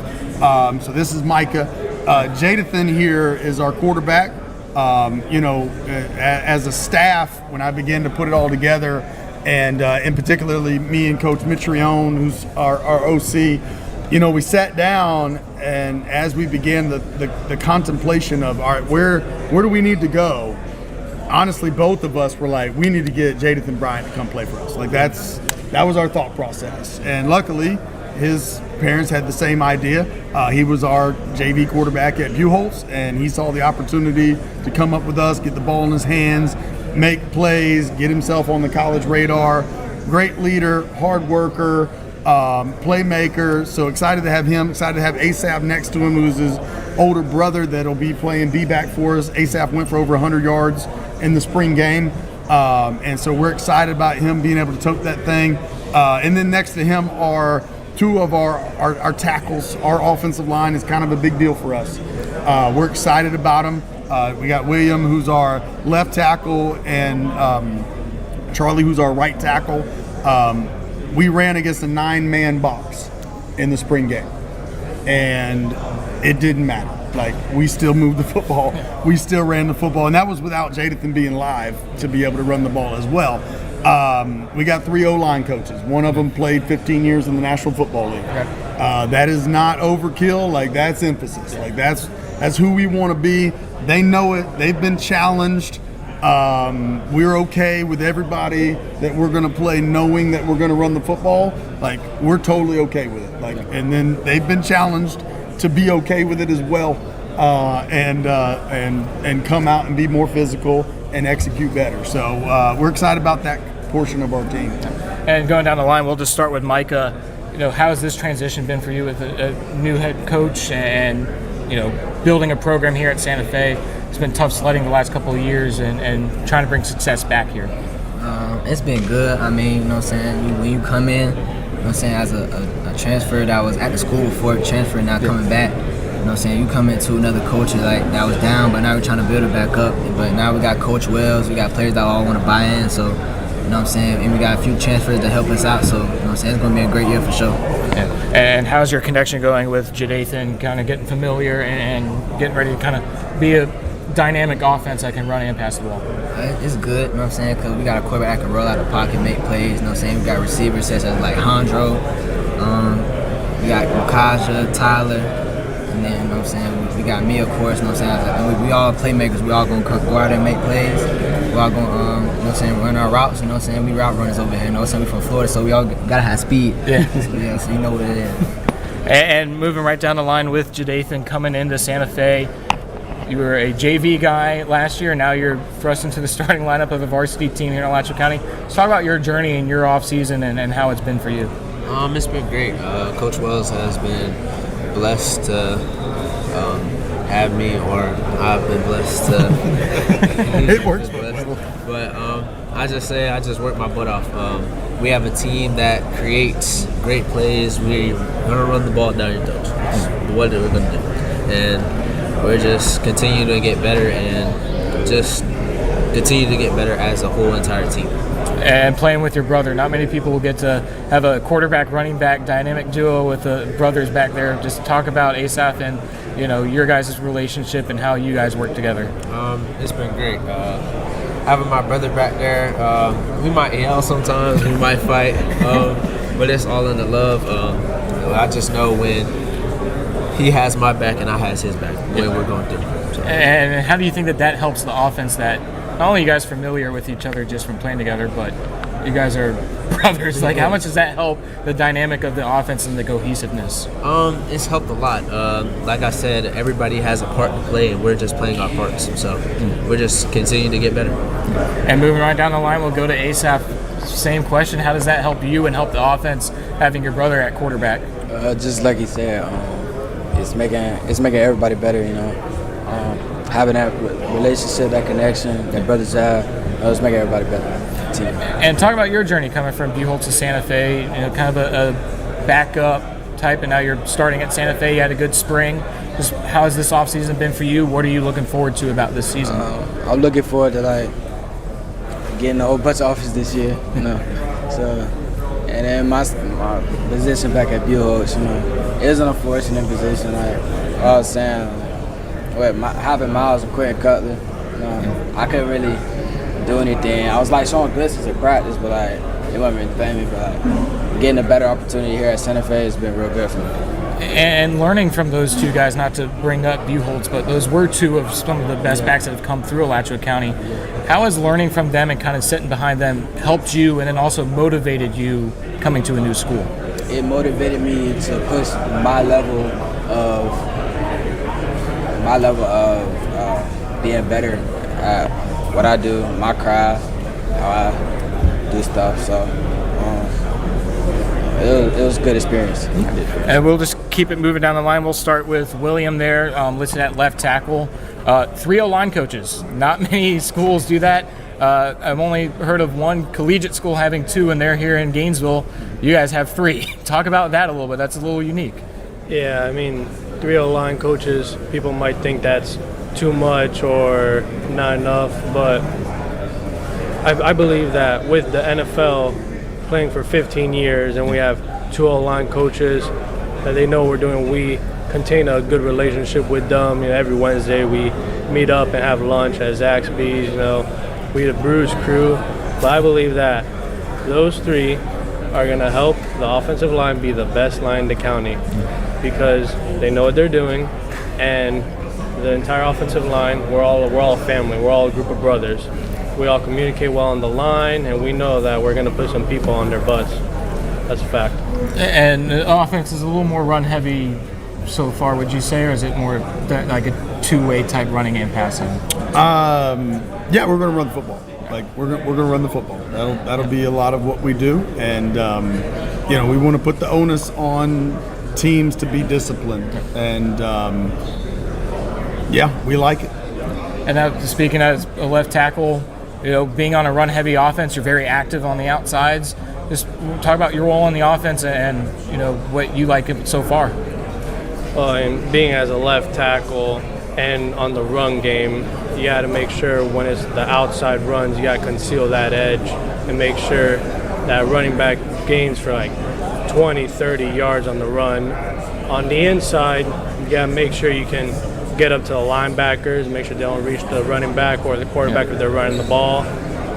And I believe that with being fundamentally sound with our blocking, that this offense will get the job done and we will run the football down people's throats. And then our final guy is a left tackle, right tackle, Charlie Zadell. Charlie, again, the same question. 3 O-line coaches is pretty unique. How has that been for you personally? I mean, it's not a huge change. Last year we had 2 of them.